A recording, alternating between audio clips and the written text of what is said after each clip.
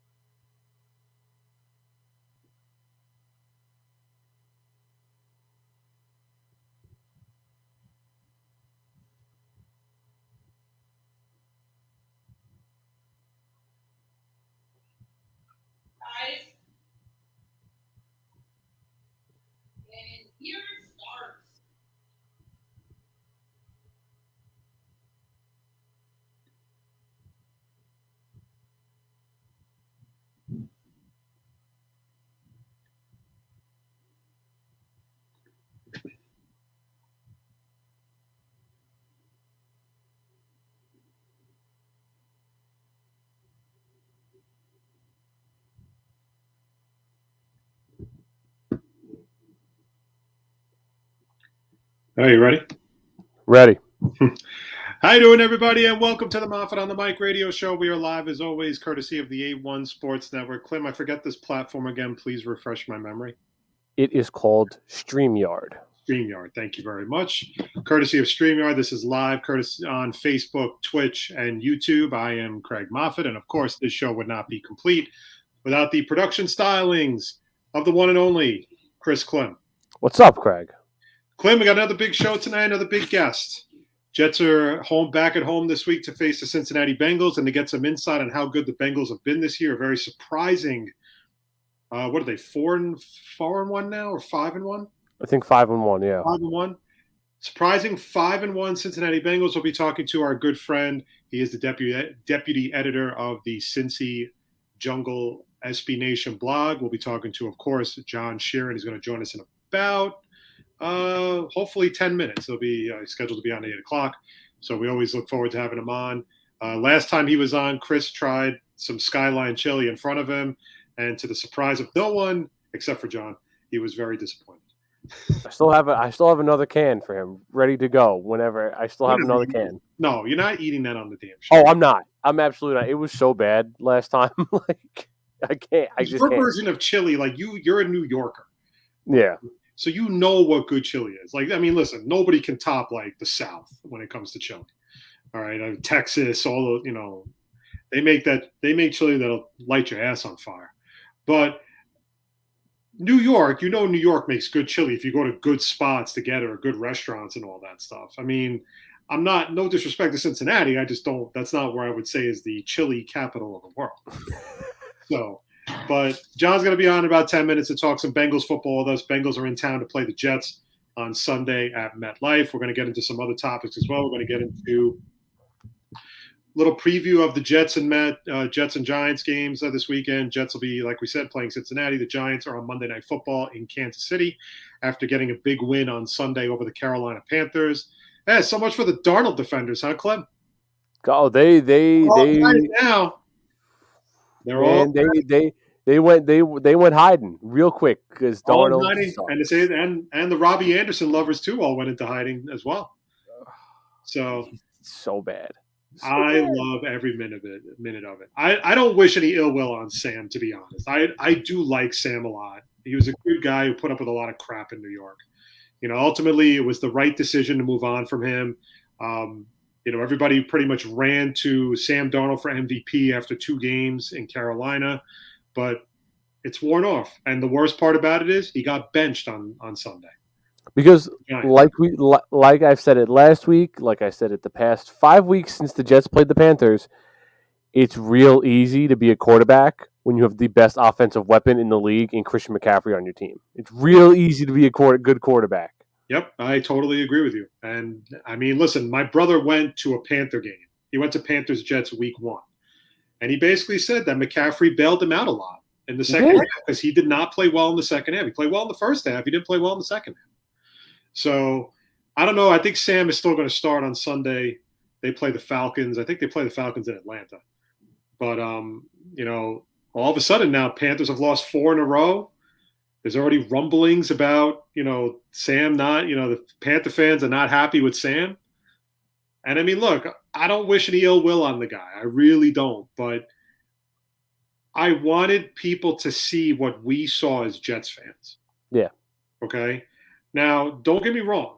Sam was a victim of bad coaching, but he was also his own worst enemy just as much. So people were very quick to give him a pass because of that, because of the Adam Gase syndrome. All right. So at the end of the day, like while this was a good spot for him to go to, I didn't think it was more really a serious pressure, like kind of environment in Carolina. But they figured with Rule and with Joe Brady that they could easily turn him around. People immediately assumed that they were going to fix him right off the bat. And right. Sam is still prone to making those same mistakes. And if you saw the game, the interception he threw right to James Bradbury is exactly the type of turnover the Jets have dealt with for 3 years. And the thing is, the Panthers are on the hook for him for next year because they picked up his 5th-year option. So that's another problem you have.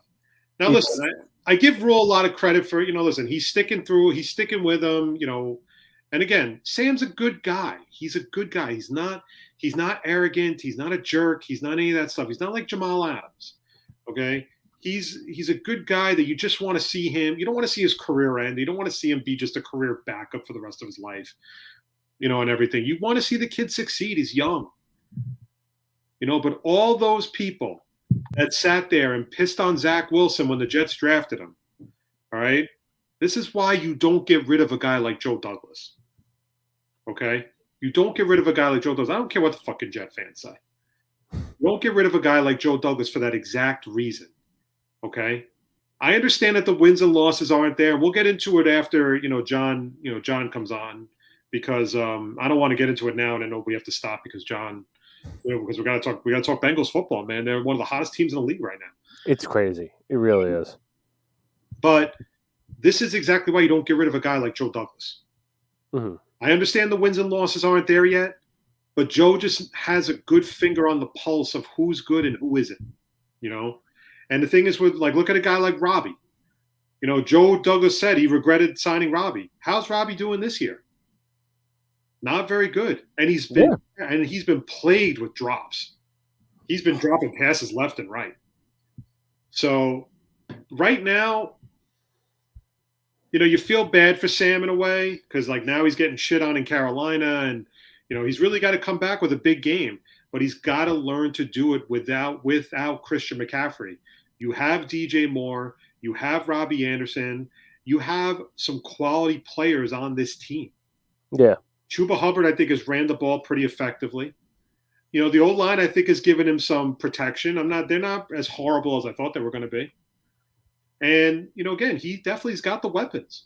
No, he definitely does. Even without Christian McCaffrey, a wide receiver core of DJ Moore, Robbie Anderson, and a running back of Chuba Hubbard it's better than anything he's had with his tenure with the Jets, and he's still making the mistakes. And like we mentioned, people love to blame people who were looking from the outside in. They all assumed it was just Adam Gase. It was all Adam Gase. They ruined Sam Darnold. And Adam Gase still might be getting blamed for this just because there was no recovering. That's a bunch of bullshit because everyone was saying deserves credit, deserves blame because he was supposed to develop Darnold. He was supposed to be this innovator. He sold the Jets on a bag of shit. Okay, let's just call it what it was. Adam Gase is a very good snake oil salesman. Okay. He sells you the dream. He sells you the vision. And when you go back to the references, he sells you Peyton Manning. Okay? And the Jets bought it hook, line, and sinker. The Jets bought it hook, line, and sinker. They shouldn't have, but they did. And the thing was, the problem with the Adam Gase hire from the beginning was that it just didn't make sense. Why are you going to hire a coach from a team like the Dolphins within your division, mind you, who just went 4-12 under Gase? Right. Why do you think he's the answer when he couldn't even lead Miami? Outside of that 1 year in the playoffs, he did absolutely nothing with them. I know. It really is crazy. But our good friend John is here. All right, put him through. All right, joining us right now on the Moffett on the Mic show, making his third appearance. I literally thought that was a New Kids on the Block shirt. That's right behind you. Close. New cats on the block. New cats. He is the deputy editor of the CincyJungle SB Nation blog. We are, of course, talking to our good friend John Sheeran. What's going on, John? Hey, I'm doing good.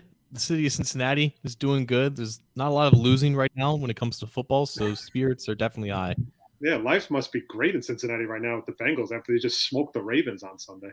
And the Bearcats. Can't forget about the Cats. Yeah, number 2. Yeah, two in the nation. Crushed Notre Dame, too. Love to see it. But listen, man, thanks for coming on as always. We always love talking Bengals football with you.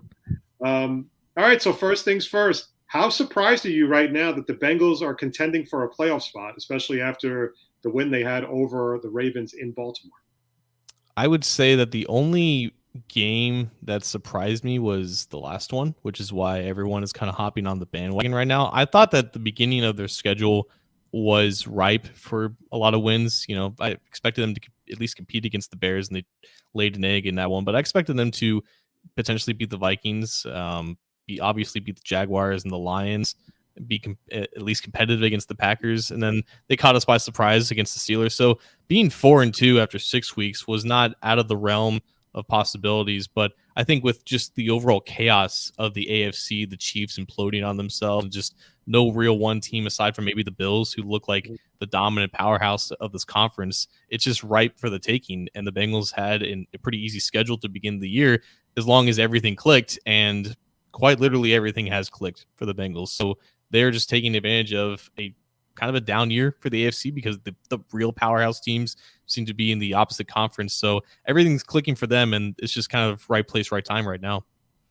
Now, I will be the first one to admit it on behalf of myself and Craig. Last time we had you on, we both said that we think that drafting Jamar Chase was the wrong idea. We both said that drafting Penny Sewell might have been the right choice. We were wrong. Clearly, because Jamar Chase looks like he's on pace to win AFC Rookie of the Year. I mean, he's having an incredible season so far. Yes, sure. Like, because when we talked, I remember like it was not the only program that I was invited on who asked me about that, and you guys weren't the only ones surprised when I said that Jamar Chase would be where I would go. It's silly to me still, like even despite the historical nature of Jamar Chase's start and just Penei Sewell, the nature of being a tackle, it's hard to really gain attention in that sense. It's still 7 weeks into both of these guys' careers, and it's entirely possible that Penei Sewell could still develop into this all-world tackle and be a great pick for the Lions. And I don't think that the Team Sewell side should feel bad about how he started, even compared to Chase. It's just that no one expected this from Chase. Even the biggest diehards who supported the Bengals taking him, no one expected him to have nearly 800 receiving yards, to be second in the league in not only yards after catch per reception, but average depth of target, which is just impossible when you think about how those two stats typically cannibalize each other for receivers. He is just on this insane path right now. And just like I said in the first question, like everything is clicking. He has been as good, if not better, than expected, and he's kind of carrying this offense right now. So yeah, it looks great for now. There's no reason to think that he's not going to continue being a great player for years to come, but it's silly how we kind of just evaluate some draft decisions after just 7-8 weeks. So that in essence is still a little bit bothersome for me, despite the fact that, I guess I was right. You can pat yourself on the back. It's okay. Sure. Well, it's funny you mentioned that because, of course, 7 weeks here in New York and everybody's jumping off the Zach Wilson bandwagon until he throws like 2 touchdowns in his next game whenever he starts again, and everybody jumps right back on the Zach Wilson bandwagon. Now, this is year 3 of Zach Taylor being the head coach. He had a couple of rough seasons, and now it's finally started to kind of evolve into what looks like could be possibly a playoff season. I mean, of course, it's too early to tell, but in your opinion, do you think the Bengals have undergone what you would consider a patient rebuild? Or has this just been a case of, they've definitely obviously hit on a huge draft pick with Jamar Chase this year, and some good pieces have just kind of fallen into place at the right time and kind of with a little bit of luck going with this season? The Bengals do pride themselves on that one quality, patience. I think that is the most kind adjective that you can give Mike Brown for how long he gave Marvin Lewis. And even before Marvin Lewis, they had a handful of coaches in the 90s. You would expect them to go through like 7 or 8 with how much losing that they did. They only went through like 3 or 4. They gave those coaches at least 3 or 4 seasons to really shell out into being bad coaches. So it wasn't too surprising to see them give Zach Taylor year 3, but that was always kind of the plan. Like, it's very rare to see the Bengals just give up on their overall plans and give up on head coaches in general. They liked what Zach Taylor came in, like the attitude, the mindset. They believed in his idea of a winning culture, having been only a couple seasons with the Rams, but he experienced some success there under Sean McVay. So they completely bought in to what he was selling, and then they gave him free reins to build a team the way that Marvin Lewis never got the opportunity to. So they spent well over $200 million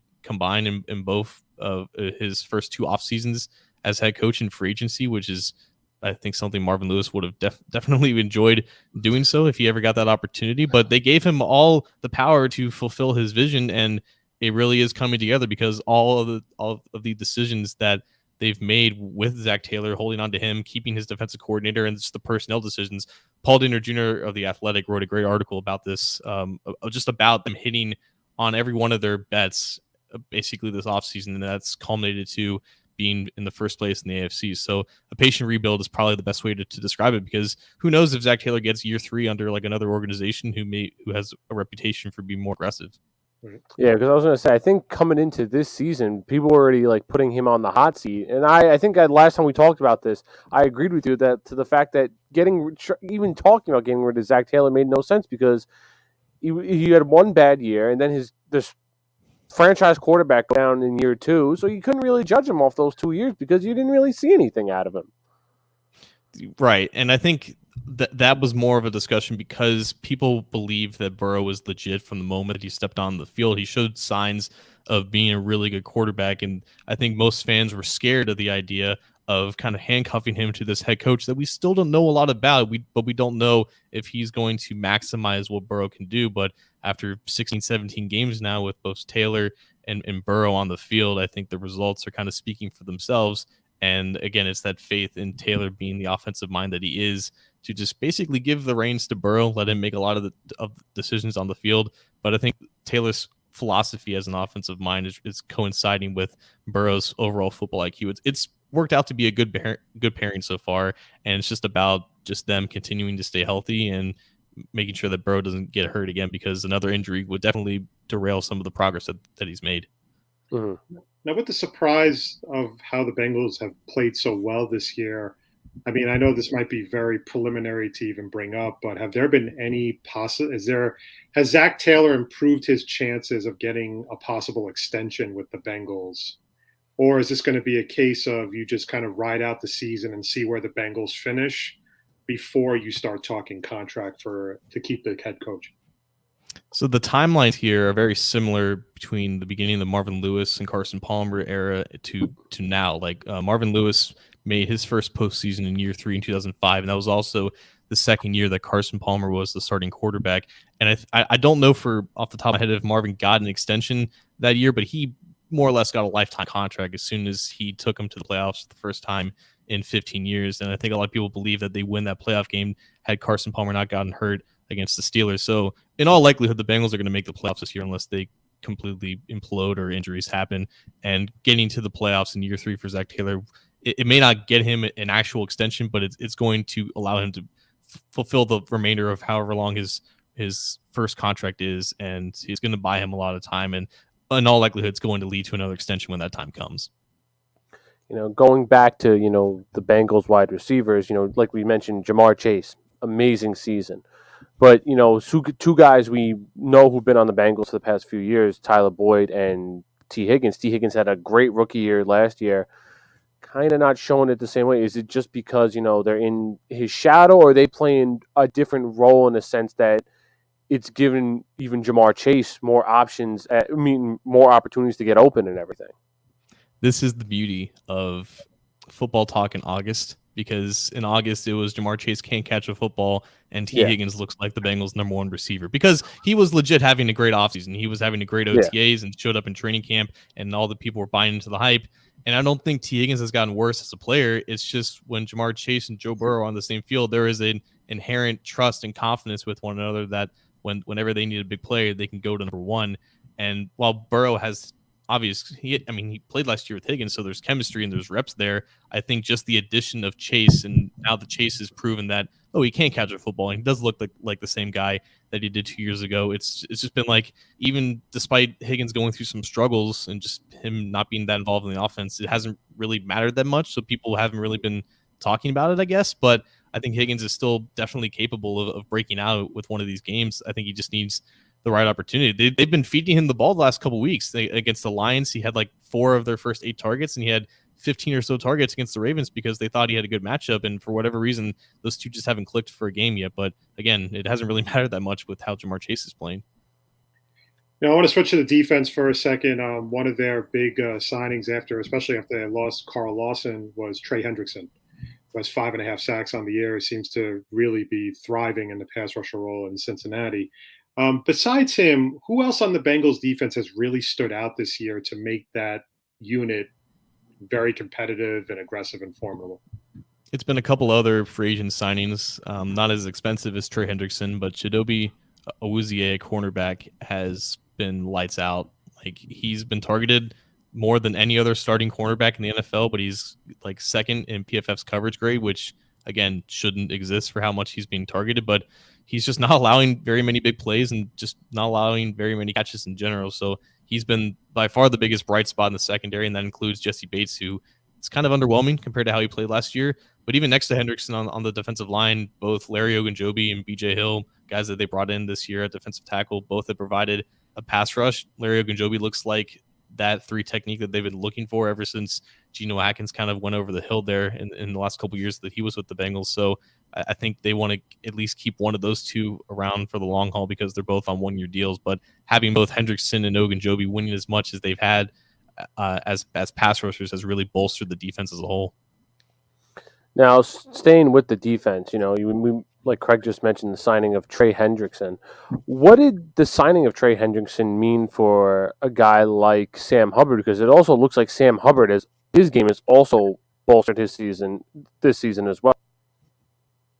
Yeah, I think Hendrickson's still a clear tier above Hubbard as a pass rusher. He's just winning more consistently. I think a lot of Hubbard's production is really matchup based, and that's been the case for him his entire career. When he has a subpar right tackle to go up against, he ends up winning more often than when he has a competent right tackle in front of him. But Hubbard's main value is still as a run defender, and he showed that off against the Ravens. He was fantastic at keeping Lamar Jackson in the pocket and getting some tackles at the line. So I think Hubbard has been okay, but they paid him to be a run defender, not necessarily a high-tier pass rusher, and he's more or less been kind of the same player. It's just that it's nice when you don't have to rely on Sam Hubbard as your main edge rusher or guy who finishes at the quarterback. It's nice to have a guy like Hendrickson who can really take that pressure off of him.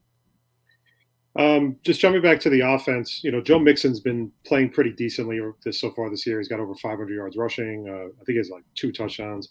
But another guy who also kind of that's paired up with him in the backfield is Sammy Pirine, who I kind of see playing what I think is a fairly vital role in their offense, in their running game as well. I think, in your opinion, does Sammy Pirine's presence in the backfield kind of take the pressure off of Joe Mixon to be the bell cow back? Yeah, and Mixon was kind of the bell cow back for like the first 4 weeks. They really fed him while they were still figuring out the offense and didn't want to put a lot of pressure on Joe Burrow in the form of just straight dropbacks. But yeah, we're starting to see Pirine be more involved in the offense, not only as a runner, but also as a receiver out of the backfield. He's taking on more of a role as a pass protector. He's basically doing a lot of things that Giovanni Bernard did when Bernard was playing with Mixon in his last few years with the team. And Pirine is not the athlete that Bernard is. He's not the athlete that Mixon is. There's some limitations there. But I think in general, it's just trust. I think they trust him to read his gaps as a runner, but also to find open spaces as a receiver and to just basically get in the way as a pass blocker. He's not the pass protector that Giovanni Bernard was, but that's also been an issue with Mixon. He's had some issues in pass protection, so they've left Pirine in some of those situations on third down where they need him to pick up a blitz up the middle, and he's been very reliable there. So they have a really talented rookie behind them in Chris Evans, and even when Chris Evans is healthy, he's not right now. He's dealing with a hamstring. I think they would still trust Pirine to handle some of those situations. He's kind of like, to me, he's like the opposite of Joe Mixon, where he is even better at reading his gaps in the wide zone running scheme. He's very prone to just getting positive yards and not wasting his blocking, but he doesn't have that elite athleticism that Joe Mixon has because Mixon is 6'1", 225 and moves like he's 30 pounds less. So if you combine those two running backs, you might get something really special. Now, speaking of Pirine, I need a running back in fantasy football. Should I start him as my running back too? Yeah, you're not doing so well, are you? If that's I lost Kareem Hunt for the 4 to 6 weeks, and no one wants to trade with me. And the free agency is really dry. Pirine's a free agent. Do I pick him up and start him? Yeah, that's really well. I guess now's a good week because they're playing the Jets. So that's true. Yeah, you got to ask yourself, you want to start him against your former team, your favorite team, because it's I mean, look, the Patriots. I have a cardinal rule. I don't depend unless it's like a number 1 draft pick. I try not to start guys against the Jets because I have a tough time rooting for rooting for the guy to do really well, but then I want my team to win too. So it's like I'm kind of caught in the crossfire. All right, I'm taking this on John Sheeran's word that I'm going to start Samaji Pirine this week as my running back too in my league. Oh my God, in that case, get ready for like a 3-point game. In that case,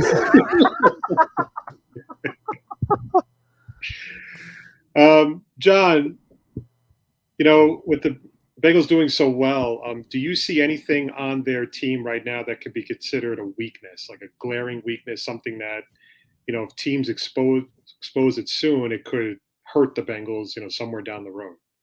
Well, this is going to shock you, but probably the offensive line. I think that's still the one thing that's kind of holding the offense back. It's weird because they are lighting the scoreboard up in the third and fourth quarter, but they're still being plagued by some of these slow starts. The defense has been lights out. There's no real weaknesses there. But whenever the Bengals end up facing a pass rush that is pretty talented, and I think the Jets have some talented pass rushers, there are some individual matchups along the offensive line that could potentially sway the game the other way. That's kind of how the Bears went. That was the one thing that could have put that game into the situation that it was, because the Bears had a really talented defensive line. The Bengals offensive line was still kind of gelling. They end up giving up 5 sacks, and it's a terrible, ugly loss for the Bengals. So if there is a defensive line out there that has consistent talent across the board and they catch the Bengals offensive line on a bad day, they haven't had a real bad day since week 2 against the Bears, but there's definitely some imperfect players there that are still kind of finding their footing. So that is still the one exploitable part of the Bengals team. But when they're just average and serviceable, the offense has no limitations for how successful they can be. It's funny. I was going to say, it's funny you mentioned that the offensive line is the quote-unquote weak spot for the Bengals right now, because personally, I think it's very much improved from what we saw last year. Because like I said earlier, me and Craig were advocating for you guys to draft Penny Sewell because we thought that offensive line needed a lot more help. But sometimes I'll put on the Bengals game and I'll see Joe Burrow in the pocket. He has so much time back there. I'm like, this offensive line looks great this year. And even like you mentioned, like Craig mentioned, with Joe Mixon having 500 yards already on the season, this offensive line looks like it's improved. And I was going to ask you, what do you think they improved on this offseason? Well, they definitely didn't improve. Don't get me wrong. That's just a testament to how awful they were last year, where even if they make some slight improvements, they're still not exactly like a bona fide strength of the team. You could definitely list them in just a cluster of average offensive lines, which but by today's standards is pretty good because offensive line talent is still really minimal from a league-wide scope. I just think that right now the center, Trey Hopkins, he suffered a torn ACL like 10 months ago, and he still doesn't quite look like himself. They have a rookie right guard in Jax Carman who looks like a rookie at times, and Riley Reif has been a definite upgrade at right tackle over Bobby Hart, but he's on the other side of 30 and sometimes looks pretty exploitable when he's against an athletic edge rusher. So they've had great play from left tackle Jonah Williams and Quinn Spain at left guard, and they've had bright moments from the other guys, but sometimes there's just guys close to 30 or on the wrong side of 30 who have some athletic limitations right now. John, do you looking at the schedule for the rest of the season, do you see like a stretch where the Bengals could be a little vulnerable, where they could get in trouble? I mean, they haven't really played their division much yet, outside of I think just the Ravens. Did they play the Steelers yet already this year? They have played the Steelers, yes. All right, so but they still haven't played the Browns yet in the game. But do you see a stretch in their schedule towards the end of the season where maybe get a little nervous with depending on where their standing is? Absolutely, man. I think after the Jets game, sorry about that, but after the Jets game, I think things will get a little bit tough. Yet. I mean, they play the Browns in 2 weeks, and then they go at Raiders, and then they host the Steelers and Chargers. So I think that is right there as a 4-game stretch where you can't confirm a win for any of those games, and I think it's entirely possible that they drop at least 2 of them. And then, they played the 49ers. You're not really scared of them at the moment. Not really scared of the Broncos with how they're imploding. But then they finish with Ravens, Chiefs, Browns. And I know the Chiefs are kind of a laughingstock on defense, but by that time, like, they could figure things out. They could experience positive turnover regression, and then their offense looks really good again. The Ravens are going to be hungry to get revenge after what just happened last week. So the end of the season is definitely the hard part of the schedule. And there's a couple stretches where if the Bengals aren't careful, they could drop some games. Now, like we just mentioned, you guys are playing the Jets this Sunday. Just announced today, Jets are wearing the all-black jerseys. Are you nervous for that? I am nervous now. That might have impact the spread a little bit. Honestly, it could go from 10 to 9. 9 to 8. Yeah, those are good jerseys, though. It's going to be a great uniform matchup because the Bengals are in all white, so it's a good uniform. That will be a good matchup. I mean, right now I know the Jets aren't playing that well, but is there anything that you would be concerned about? Like you said, the offensive line, do you consider the Jets defensive line a pretty good challenge for the Bengal offensive line? And, what are some things, if you could pinpoint? I mean, I know there's not a lot to, just because the Jets haven't really been that good, and they're a very young team, a little bit on the inexperienced side, but what should Bengal fans be wary about when they're facing the Jets in MetLife Stadium on Sunday? I think it is still the defensive line. I think Franklin Myers is really good. Quentin Williams and Sheldon Rankins are both talented. I guess maybe Rankins hasn't been playing as good as he probably should be, but that was a guy that the Bengals really wanted to sign in for agency, and the Jets kind of swooped him away. So both Carl Lawson and Sheldon Rankins chose the Jets over the Bengals in that sense. And, man, I really wish Carl Lawson was playing this game. I'm really sad about what happened to him in the preseason. I can't wait to see him play for a defense that really wants him. But aside from that, I really like Corey Davis as a receiver. I just don't know how impactful he's going to be with Mike White throwing him the football. And there's some talent on the Jets offensive line. I'm excited to see Kai Becton play. Elijah Vera Tucker was a draft favorite for a lot of Bengals fans, and Morgan Moses, I think he's still kicking it at right tackle. So they got some talent in the trenches. It's just a matter of how much that Mike White can try to keep them in the game. So we'll see. Now we got the trade deadline coming up on Tuesday. Do you see the Bengals going after anyone, or are there any rumors going around that we might need to know about? No, the Bengals don't really sacrifice draft capital for acquiring players. If anything, they'll trade a player for player. That's something that they're comfortable with. Mm-hmm. But unless that happens, that's not going to happen. I just want to make an apology. I mentioned Mekhi Becton, but I believe he's hurt. It's George Fant at left tackle. Is that correct? Yes. Okay. Sorry. We weren't going to correct you because we like the hope of Mekhi Becton being left tackle. So we were like, yes, Mekhi Becton's still there. I mean, for what it's worth, Fant really hasn't played bad at all. He hasn't, no. But it's not Mekhi Becton. Right. But no, the only reason I asked that because, like you said, it was such I guess you can say like a surprise that the Bengals were doing this good. And, I figured, maybe they'd go after, maybe like another cornerback, another linebacker, maybe someone else on the offensive line just to really put them over the edge and solidify like, hey, we're here to play. Like, this isn't a fluke at all.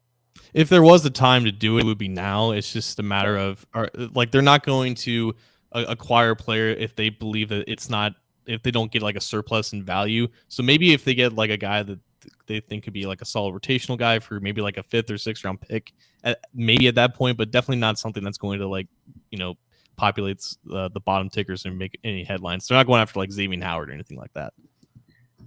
John, when the Bengals run their defensive scheme, do they just put best corner on best receiver? Do they just kind of like, for example, you were saying Chidobe Awuzie has been really good. Do they automatically put him on Corey Davis for the whole game? Or do they kind of spread it around and have him maybe go up against, I don't know, Elijah Moore or go up against Keelan Cole or something like that? Do they just automatically, is it one on cornerback one against receiver one all day? Or do they just kind of mix and match depending on what the Jets throw at them? I think it does depend. Like, you're not going to see Awuzie follow a receiver in the slot. He's only played 16 slot snaps.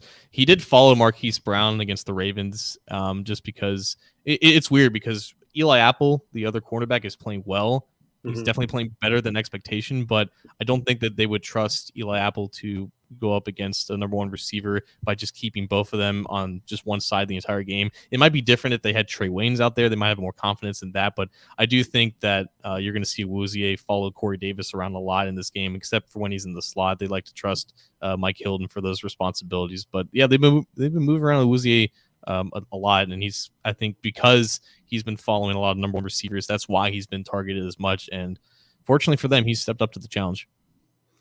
Now, considering you cover the Bengals and you are a Bengals fan, when you were watching that Packers game, how nerve-wracking was it when the Bengals were playing the Packers?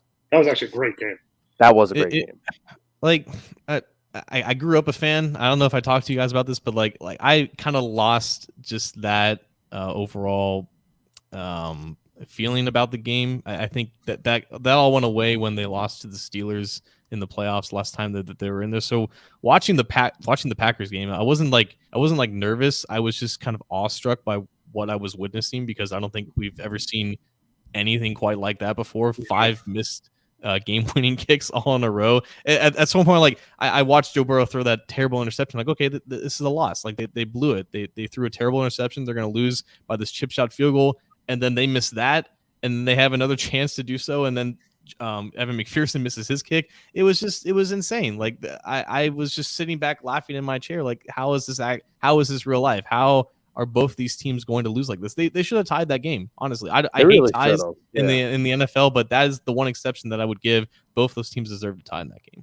Well, when Mason Crosby was missing those field goals, I kept saying, "There's no way the Packers are winning this game." I just said it. That was the first thing I said when Mason Crosby was missing. Like, I mean, he missed easy field goals. It wasn't like he missed like a 60-yarder. I think he missed like a 35-yarder. But then I just kept saying stuff. I was like, man, it just seems like the Bengals are going to win. The Packers just aren't going to walk out of Cincinnati with this win. and then he finally hit a field goal. But in your, like, when Evan McPherson was missing those field goals, was the first thing that ran through your head, all right, kicking tryouts tomorrow? No, because he was good the first 4 weeks, and that was, I think, that missed kick against the Jaguars the week before. That was the first time that it was reported that he missed, at least when there were eyes on the practice field. Like, he had a perfect offseason for a rookie kicker, and then he was perfect for the first 3 weeks. So I was expecting like a miss, and then when things happened against the Packers, I don't know if it affected Mason Crosby as much, but the special teams coach decided that there were just these gusts of wind that were coming from the south side of the stadium off the Ohio River, and it happened right as he kicked one of those game-winning field goals, and that pushed the ball to hit the flag at the top of the post, which I've never seen before. I've never seen a ball hit the flag of a field goal post. He thought he made it, and then at the very end, it just turned to the left. So it was like they were solid kicks. I think the other miss was from like 57 and hit off the post, so you're not that upset about that. It's not like missing an extra point or Randy Bullock tearing both of his calves on a missed kick in week 1 last year. So there wasn't any like uprise to the competition of McPherson. I think he's still beloved within the fan base. All right, now I have one non-football question in general. You ever see The Nightmare Before Christmas? It's one of my favorite movies of all time. Is it a Christmas movie or is it a Halloween movie? It's both. I need an answer. It can't be both. I know it's both, but I need an answer. His answer. It's both. He's right. He's 100% right. But if I had to lean one way, I would say it's a Halloween movie. Oh my gosh! See, I'm on the fence. I was arguing with a friend for an hour yesterday, and I was like, I got to get a poll going, and I'm on the side. It's a Christmas movie. I'm always tempted to watch it now, like around this time, and I don't really have the temptation to watch it during Christmas because the main character, his whole thing is Halloween, and he just tries to play Christmas for a little bit, and he realizes that's not. I feel like the plot of the movie answers the question. Like, he tries to veer into Christmas, but he realizes he's the king of Halloween, right? Like that should answer the question right there. It's a Halloween movie, if anything. Now the thing is, it gets lost in the shuffle of Christmas movies, though. That's true. It does air during the holidays, but it's not really as that impact. It's not like that huge Christmas movie like Christmas Vacation or Elf or something like that. But it is. I mean, I personally think it's more of a Halloween movie, but I think I agree with John. I think it is both, but I can understand what he's saying. I think it's more geared towards Halloween. I'm a slave to nuance, man. I'm a slave to that. See, like I said, like I agree. It's 100% both. It's a Halloween movie and it's a Christmas movie. But it was just me personally. Like, when I watch it, I'm like, I think this is more of a Christmas movie than it is a Halloween movie. And I get the points everyone makes when they say it's a Halloween movie. I get it. Like, John, have you ever seen the movie? Have you ever seen the movie Die Hard? Well, yeah, like that's a Christmas movie because it takes place in Christmas, you know. And people don't think it's a Christmas movie, and I'm like, how do you say it? It takes place on Christmas Eve. I said, I don't know what else you people need, and it's like, well, it's not a happy ending. I'm like, yes, it is. He saved a whole bunch of people from a bunch of terrorists. It's absolutely a happy ending. People just aren't used to people getting shot in Christmas movies. It's just a different take on it. I mean, listen, if Home Alone can have two burglars just getting their asses kicked for 2 hours, and I mean, of course it's a happy movie. I was like, of course it's a Christmas movie. But all right, John, listen, thank you again for being on the show. We always really appreciate it. Try not to beat us down too bad on Sunday. Chris doing the shameless. I got my Skyline Chili. Always. Look, this wouldn't be an interview with you if I didn't mention it at least once. There we go. So I let you know I still have my can still ready to go whenever I feel like eating it. It's been a while. It's been hanging in your pantry for a few months. Well, I think the last time when he ate it in front of you, he didn't want to say it was bad because he had that look on his face that was like. I would prefer you just not say anything at all. I think. Look, I gotta come to Cincinnati and actually, because I bet you it tastes better at one of the restaurants than from a processed can. So well, you're not wrong there. You're not wrong. Yeah, there. Exactly. Yeah. So, and my mom, like, as much as I love my mom and she's like cooks like for the whole block, is like a gourmet cook or whatever. It was okay when she made it. Unfortunately, I'd rather not bash Skyline Chili. Mom's fault that it wasn't good. The interesting thing though, like the chili out of the can tastes more like the real thing than the cheese out of the package compared to the cheese in the restaurant because they put preservatives in the cheese in the grocery store. So if anything, at least the chili tastes more authentic than the other ingredients. I would say that at least. But I just gotta come to Cincinnati and just literally try Skyline Chili when I get there. Klim, why don't we do this? The next time you make it yourself. And All then right, I'll see make if it it's any myself. better. And if it is, then it's mom's fault. But if it's not any better, then you just know that it's out of it. The can is the issue. Sound good? All right, John. Listen, man, thanks again for coming on the show. We look forward to having you on again in the future, maybe when the Bengals are in the playoffs. But listen, enjoy the weekend, enjoy the game on Sunday. And again, really appreciate you always taking the time to come and hang out with us. All right? Absolutely, guys. Thank you so much. All right. Take care, John. Have a good one. All right. That is John Sheeran. You can check out his work. He's the deputy editor of the CincyJungle Bengals Nation blog on SB Nation. So definitely check it out. Jets playing Cincinnati this Sunday. Listen, you'd be surprised. I mean, no one predicted the Bengals to be this good. No one. Like I thought they would have had like a good, like not a good season, but like a decent season. Like I would have somewhere maybe around like 6 to 8 wins, maybe somewhere in that zone. But they're blowing everyone out of the water, and it's insane. See, but I want it's okay. This is interesting. You mentioned this, okay, because I want Jet fans to see this, and I know they won't. You see a team like Cincinnati. Zach Taylor is a very young coach. He has no experience. Mm-hmm. He has no experience being a head coach until his first year in Cincinnati. And he was a disaster. He was a bad coach. And the second year wasn't much better. So then people started to get it in their heads that he was in over his head. Mm-hmm. And now in his third year, some things have definitely broken right. A lot of the free agent signings they've made hit. And on top of that, you draft, when you hit on your first round pick, you're good as gold, man. And that's Jamar Chase. So I want Jet fans to see that you can be patient with a rebuild. You can be patient with building a roster. Jet fans have no patience. Mm-hmm. And let's call a spade a spade. They have no patience for a rebuild, no matter how much they tell you over the summer that they're good. They're all in on a rebuild, and they're all in on what Joe Douglas is doing. And this. Klim, it took fucking 5 games for them to jump off the bandwagon. Salah's incompetent. The team is a disgrace. I mean, look, I wasn't happy about them losing the way they did to New England. Nothing pisses me off more than when you have a bye week, you have 2 weeks to prep for a team, and you just completely no-showed the game on Sunday. Okay, the game was 14-0 in the first quarter. The Jets are not built to come back from that. Because, again, inexperienced players, inexperienced coaching staff. But these things take time. But what I don't like is this new narrative now that Salah's in over his head. Salah's incompetent. He doesn't know. This is the fucking coach that the Jets fans wanted. This is the guy they wanted. Remember that? Mm-hmm. When he was meeting with Douglas and he left New York without a contract, and every Jet fan had a heart attack because, typical Jets, they let him leave the building and everything. And then he winds up being the head coach. But you got to give him time. He's not in San Francisco anymore. He doesn't have that elite defense. He doesn't have the Fred Warners and the D4s and Joey Bosa or Nick Bosa and not Eric Armstead. Is it Eric Armstead? Yeah. He doesn't have those guys here. He's building a defense. And you can't build a defense when your best player ruptures his Achilles tendon in training camp. Mm-hmm. That's a huge blow any way you slice it.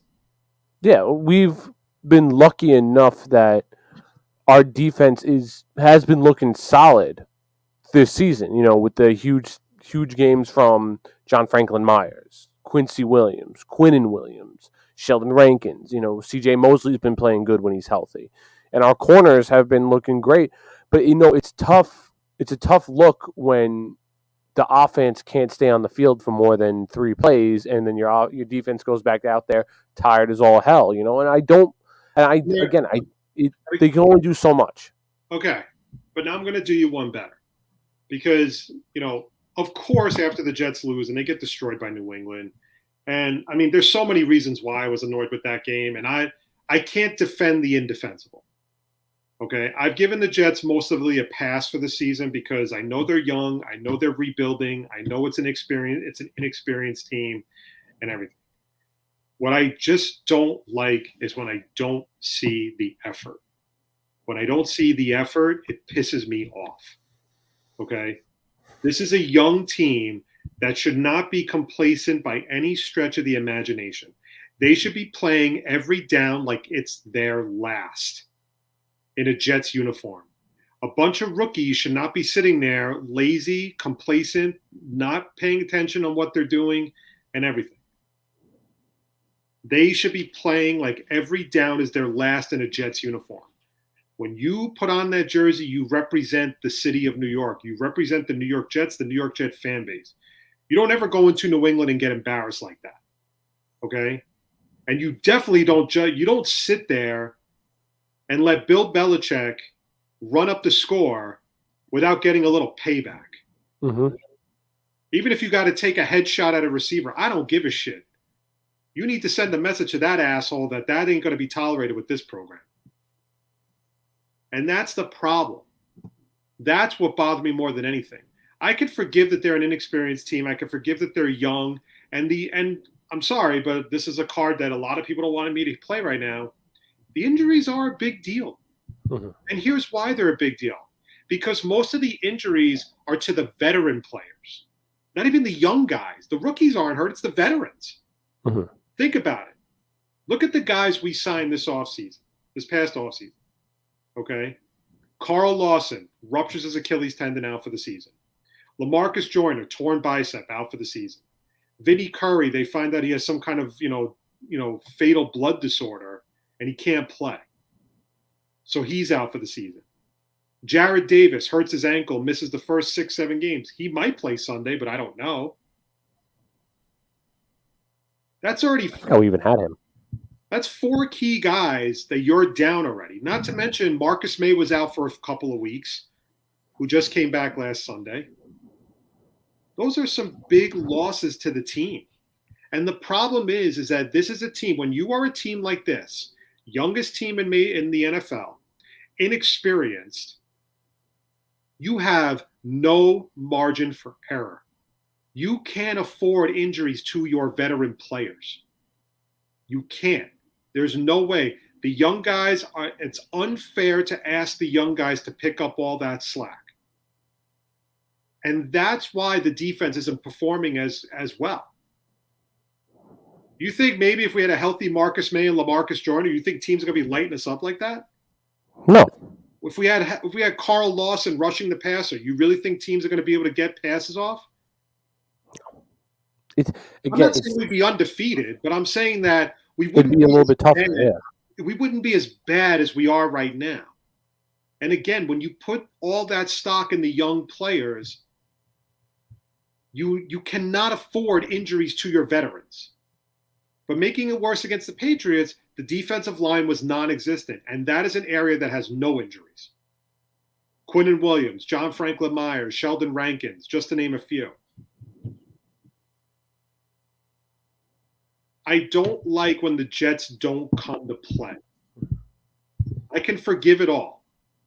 Okay? I can forgive it all. And the thing is like, again, it's the same tired narrative you're now seeing on sports radio and everything. They're a dumpster fire. They suck. They're this, they're that, they're this, they're that. Okay? You cannot escape the fact that they are a young and inexperienced team. That does play a role in this. That being said, I don't like when they don't show up to play. When they don't show up to play, they're embarrassing the franchise, they're embarrassing the owner, they're embarrassing the head coach, and then all these questions start to circulate now because that's what the media loves to do best, right, Klim? Mm-hmm. Everything's negative, right? It's basically, how quickly can you recover from this? Is Saleh the master motivator that, everybody thought he was going to be? And if these players are all going to say that they came here because of Robert Saleh, they came here because of this, they came here because of that, then why aren't they showing it? We've said this time and time again. Last year, the players got a pass from the Jet fans, right? Mm-hmm. Because everything was Adam Gase's fault. Even when they won, Adam Gase was blamed because they didn't get Trevor Lawrence. Adam Gase was blamed for everything that happened last year. It didn't matter. Greg Williams even got a pass last year. And Greg Williams oversaw one of the worst defenses I've ever seen in my life. Now this year, who is the new fall guy? Douglas. Did Douglas go? Is it Douglas's fault that Carl Lawson ruptured his Achilles tendon? Is it Joe Douglas's fault that LaMarcus Joyner tore his bicep in the first game of the season? This team cannot survive when all their veterans are hurt. Plus, they didn't have C.J. Mosley last week. Mm-hmm. So that's another big loss. And you put, Jamie and Sherwood in that position, and he tears his Achilles tendon, he's out for the year. They don't have the depth. They just don't have it. Nasruddin is hurt. Everybody's hurt. There are some teams, the NFL has become a war of attrition. You're constantly dealing with injuries every week. How do you survive that? And that's why you got to get the depth guys. And all we're doing is bitching and complaining about, Zach Wilson doesn't have a backup quarterback. But there's so many bigger things going on. And I'm telling you, man, the Jet fans are going to run fucking Saleh out of town. I know they are. It really is a shame because, granted, I don't agree with some of the stuff that Mike LaFleur is doing. Like, we have a terrible run offense, but yet he chooses to run the ball a decent amount of times. I don't agree with that when we spent big money and draft picks the past 2 years on our wide receiver core, which is a good wide receiver core with Davis, Crowder, Moore, Mims, Cole, Berrios, all these guys, and we choose to run the ball a decent amount of time. We should be throwing the ball at least 75% of this game, especially with that West Coast offense. But the problem is that his offense is centered around the run. That's what opens up the passing game. Okay, and yeah, look, I would say it's easy to do that when we have good running backs. But you also have a situation where there are too many cooks in the kitchen. So you have Michael Carter. I think at this point you should try. First of all, you probably should activate LaMichael Pirine. I think he's a change of pace back that runs between runs through the guards and the tackles and all that stuff. And I think he would be. You got to see what you have with him too. But the problem is they go 3 and out. Right off the bat, they go 3 and out. It takes them like a whole quarter before they finally get something going. But by the time it starts, they're down 17-0, just like they were against the Patriots. No, exactly. Like, there's no sense of urgency. But then making it worse is, Saleh's decision making is very questionable. Why is he punting on the Patriot 48-yard line? The thing is, if you're going to be an all gas, no break team, then you need to be an aggressive team. Mm-hmm. Not a conservative team. If you're going to be a conservative team, then you're not an all gas, no break team. You're just we're all gas when we feel like it, and then we're just, we're breaking all the time. He can't do that. He's got to learn to make adjustments. The other thing too is Saleh and LaFleur need to stop being stubborn. You need to find a way to get your best playmakers on the field. Mm-hmm. You have to find a way to get Elijah Moore more reps. You have to find a way to get Denzel Mims on the field. I understand. Look, again, Jet fans did this shit too over the summer, Klim, right? Jamison Crowder was still on the team, but Douglas wanted him to take a pay cut. And Jet fans threw a massive hissy fit about it. Why does he have to take a pay cut? We can't afford to lose him. We need him. We have plenty of money. Why is Douglas doing this? I'm sick of Douglas doing this and everything. What they didn't realize was Jamison Crowder is going to take reps away from Elijah Moore. Mm-hmm. Because Elijah Moore is a slot receiver. He does not play out wide. That's where Corey Davis, Keelan Cole, and Denzel Mims live. Elijah Moore is a slot receiver. And I think I heard him. He's my new favorite reporter, the guy who took over from Mr. Kanish at the Daily News, right? DJ Bieniemy. He's awesome. Like, if you've ever heard him, watch his interview. He did an interview with Jake the other day on YouTube. He's really good. And he basically, when they questioned him, Jake asked him about Mike LaFleur, and he asked him basically, is Mike LaFleur in over his head? Or is he, like that? And DJ basically said point blank, goes, I don't think Mike LaFleur is in over his head. But the one thing that I'm having an issue with Mike LaFleur is that I don't think he understands his players' strengths and how to use them and how to utilize them. And I think that's why LaFleur is kind of failing right now as an OC. I mean, look, you're right. At the end of the day, this is what the Jets are. I mean, to be very honest, they are exactly what I expected them to be. Maybe 2-4 right now, not 1-5. Maybe 2-4. I definitely wouldn't have predicted them to beat the Titans, but I would have predicted them to beat the Panthers and the Falcons. The Titans are a better team than them. I didn't think the Jets were going to beat the Titans. But I'm saying they're exactly what I expected. So what were people expecting from this team is my question. I just think that people were expecting, like you mentioned, there's no fight. You don't see any fight out of it. I think that's what people were expecting. Like the only game we really saw where they had a lot of fight in them was a little bit in the Panthers game and the Titans game. And a little bit, lo and behold, the Titans game we won. So I think that's what fans, and I'm on record saying I don't care. I don't give a shit what the Jets' record is. They can go 1-16 this year. I don't care, as long as I can see them play good. See guys like Zach Wilson, AVT, Becton, all these guys, Michael Carter, guys on the defense, all progress as the season goes on. That's all I care about. But the thing is, we're seeing these guys compete. But we're not seeing them play hard in the game, and it's frustrating as fans. Like you even mentioned, like you said, that's what bothers you, and I think that's what's bothering everyone. Like I said, a young team, a young and inexperienced team. These guys are getting a golden opportunity right now to gain valuable experience. Have to make the most of those reps. Mm-hmm. I mean, Saleh can't play defense for you. He can't, but all he can do is coach you up. And that's what the Jets have to understand right now, and they don't. You can't go into New England coming off a bye week and get your ass kicked like that. And with all due respect, again, back to the Patriots, I still to this day don't understand what Bill Belichick is so fucking salty about with the Jets. You got what you wanted.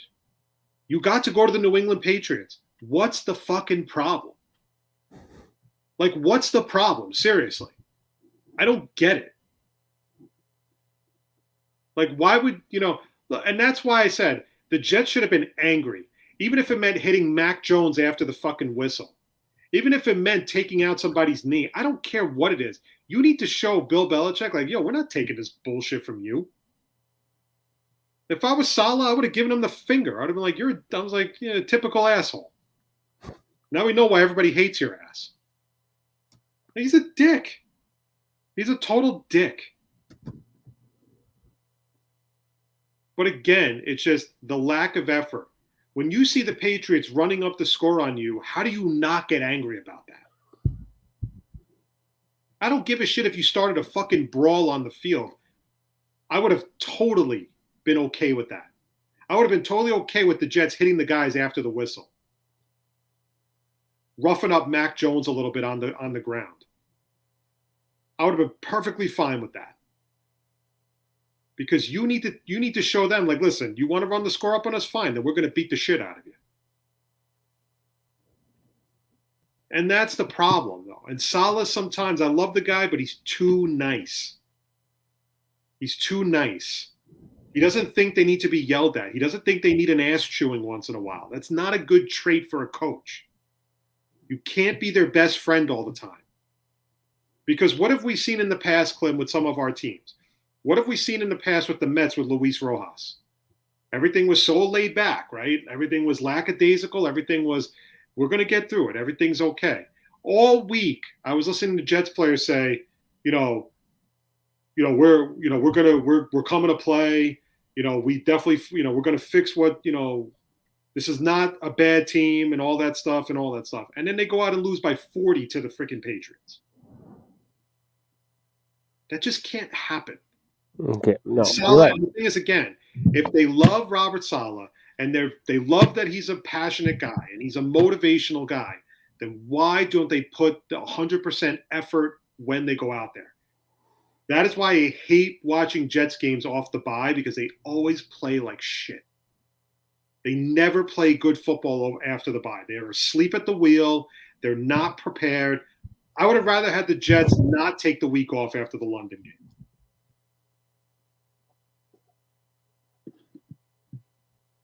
But it's just, that's what it is. That's the state of the team right now. There's nothing, this is who they are. They are a young team. They are an inexperienced team. When you have all these guys hurt, the veterans, the younger guys are going to have to step up. But they're not ready to do that on a full-time basis. Not yet. And I think the problem with Jets media and Jets fan base is they set their expectations way too high. They all sit there and they say that they're okay with Joe Douglas doing this. They're okay with the rebuild. They're okay with, we know we're going to suck, but that's okay because we're finally on the right path and we finally have the right coach. And Klim, it's only taken 6 weeks. We just got through a third of the season. A third of the season with this head coach. And now some of the Jet blogs want Douglas fired. But do you see what I mean? It's like you either want this guy to build the team or you don't. If you want to go back to the McCagnon days where they were just spending money like drunken sailors and killing the cap with some of the contracts that they had on the books, Tremaine Johnson, Le'Veon Bell, Darrelle Revis, second go-around. You really want that? Fine. But then the Jets can't build the team the right way. No, you're absolutely right. And you even said it before. Like, look at what the Bengals did. Like, Zach Taylor had a shitty first season with the Bengals. He went 1-15, I believe. Following year, they draft Joe Burrow. Joe Burrow gets hurt for the rest of the hurt season, has another shitty year. No one was believing in the process, but you had to buy into what they were going to do for Zach Taylor and this Bengals offense. And look at them now. One of the best teams in the NFL because they were patient. They built the team the way that Zach Taylor wanted it built. And look at it now. It's perfect. It's a great team. Because they trusted the process, and that's what Jet fans have to do now. We're not winning any games. We're not winning any beauty pageants. We're not doing any of this shit. We have to let Joe Douglas and Robert Saleh build the team the way they see it. And they're building it. It's going in the right direction so far. So people have to stop fucking complaining and just watch these games, even though they're bad to watch. I understand that. But they have to just watch these games and just hope and want to see your players get better. But the thing is like, why do other teams get plenty of time to go through a rebuild? But with the New York Jets, after 6 weeks, the New York media is already lambasting them. Like, why? Why can't, if you're going to sit there all summer long and say, this is, they're not going to be that good of a team, don't get your hopes up this year and everything, then why do you act like they are terribly disappointing you? We knew they weren't going to be a good team. Mm-hmm. So what is the problem? If you knew that this was going to happen, then why are you so surprised by the result? But again, fans are sheep. We know they are. They listen to everybody else because they want people to just broadcast negative shit about the Jets so they can jump in the fire and say, oh, I'm a terrible, I can't believe I'm a Jets fan and everything. That's what they do. They broadcast to, they let all the blog writers broadcast nothing but crap. They listen to people, like I said, like Evan Roberts and Mike Greenberg. Mike Greenberg is the biggest fucking tool on TV by far. He is probably hands down the fakest Jets fan I've ever seen. And I know what people are going to say, well, that's such a thing. Yeah, it is. Because when the team is losing, all this guy does is whine and bitch and moan. When the team is winning, he's on cloud nine trying to portray himself as this big-time Jets fan. It's a process. That's what it is. That's what rebuilding a franchise is all about. It's taking 10 years of the crappiest draft picks we possibly could have imagined and trying to fix it. Rome wasn't built in a day. Like I said, I know they're not going to be a good team, but I need to see passion, and that's what I didn't see in the Patriot game. You know, they played hard against Carolina. I thought they played hard. The offense wasn't that great, but they played hard. Defense played well. Zach definitely turned it on the second half. They came up a little short. They didn't play very well against the Patriots. They didn't play very well against Denver. They played very well against Tennessee. They played like shit for a half against Atlanta. Defense kept them in it for the most part. They almost wound up winning that game. And then they played like crap against New England. These are the types of games you're going to see all season. Maybe on Sunday we get lucky and we see a competitive Jets team. Maybe they watch that tape and they're like, you know what? We can never let this happen again. We have to be at our A game all the way. I mean, one can only hope, right? And the thing is, you know, Saleh, this is the job that Saleh wanted. He wanted to be the Jets head coach. Then do me a favor. Show me that you want to be the Jets head coach. Show me that these guys are ready to play on Sunday.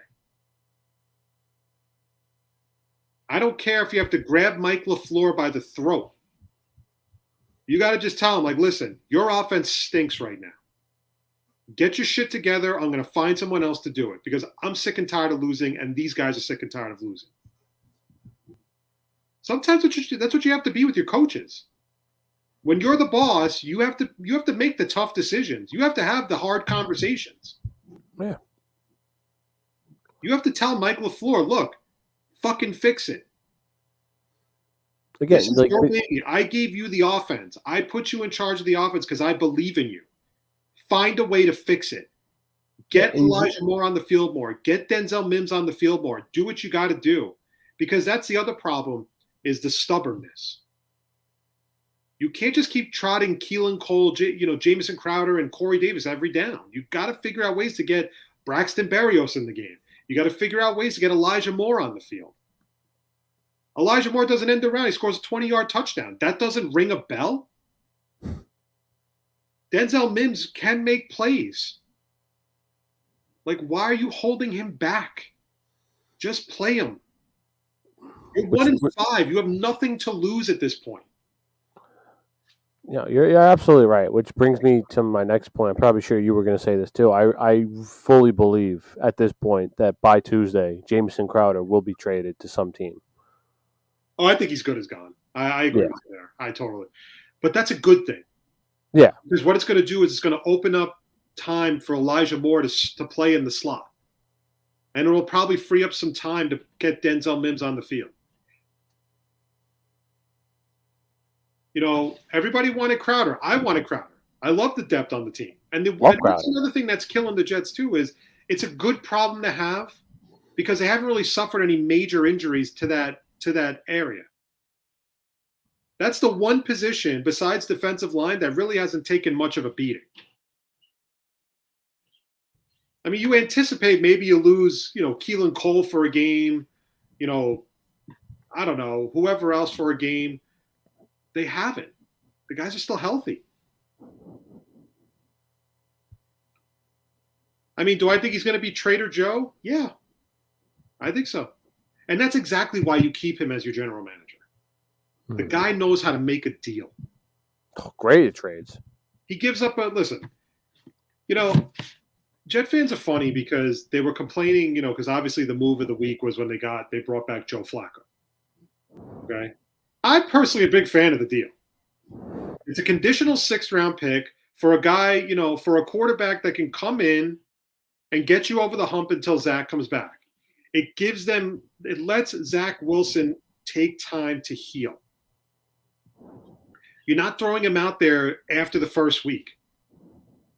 Because look, you want to know what I think is going to happen on Sunday? I think they're going to run a very conservative game plan with Mike White, and I think that's a very bad move.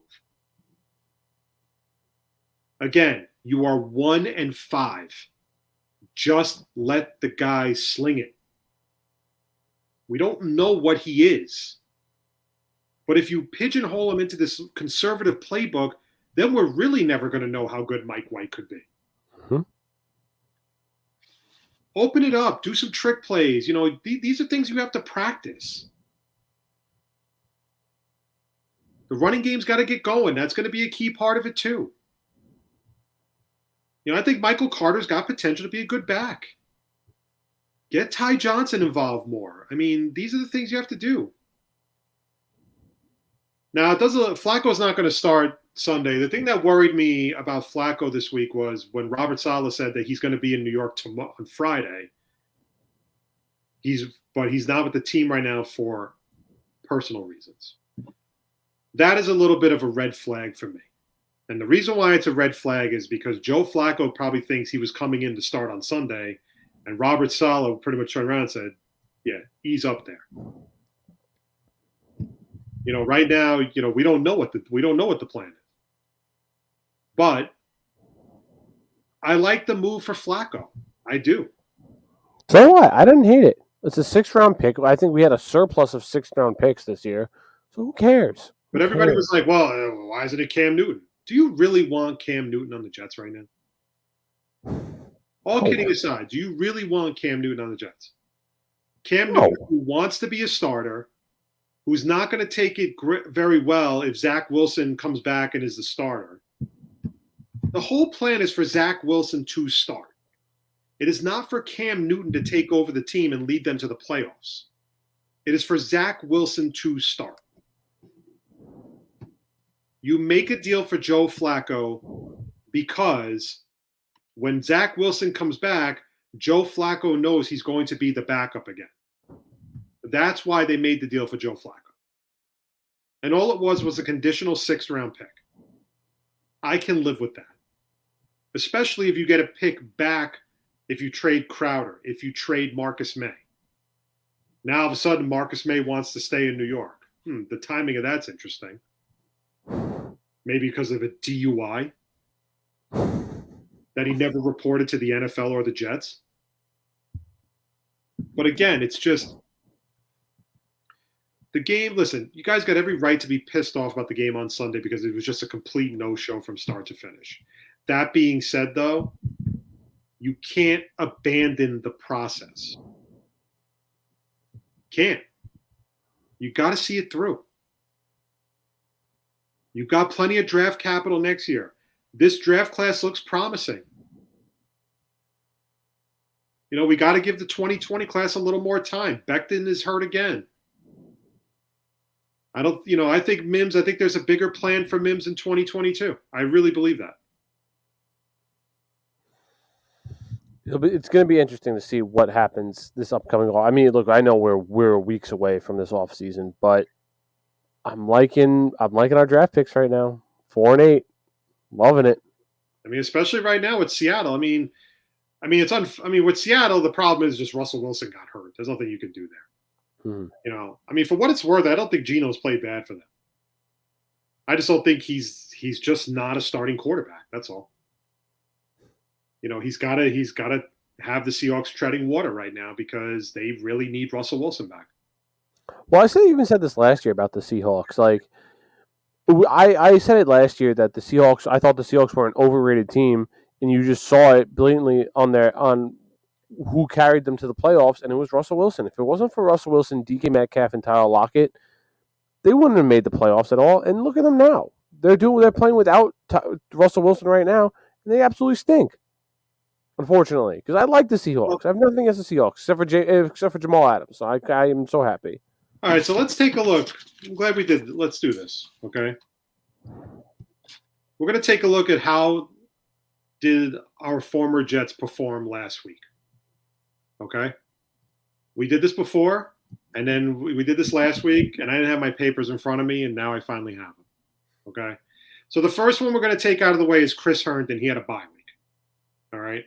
So the Vikings didn't play on Sunday. They played this Sunday night against Dallas.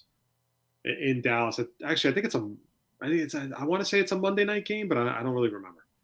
So no, it's not. It's a Sunday night game. The Giants have Monday night. So Joe Douglas got a 4th-round pick for Chris Herndon, gave up a 6th round. Okay. So far on the season, Chris Herndon has 1 reception for 2 yards and a touchdown. 1 reception, 2 yards, and a touchdown. And we got a 4th-round pick from Minnesota. Okay. So again, when you look at what Joe Douglas, the way he evaluates talent, I really don't have a problem with it. We're always so quick to run these guys out of town the minute they don't go 6-0. And I would be happy to debate fucking jerk-offs like Mike Greenberg and Stephen A. Smith and Evan Roberts and all those guys, because quite frankly, I just think they make their money being fake. They make their money being fake. They make their money by just throwing temper tantrums on the air. That's it. That's all it takes to be in sports radio. You know that, right? Mm-hmm. You just got to know how to throw a good temper tantrum. Maybe that's why I didn't get a job at ESPN. Yeah. Sal Licata never does anything positive. Always everything is negative. That's the only time he ever comes out is when it's negative. When the Knicks got eliminated by Atlanta, he threw the biggest temper tantrum in his car on Facebook.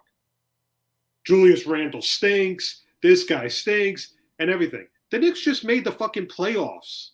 And you're complaining. Like, you're complaining.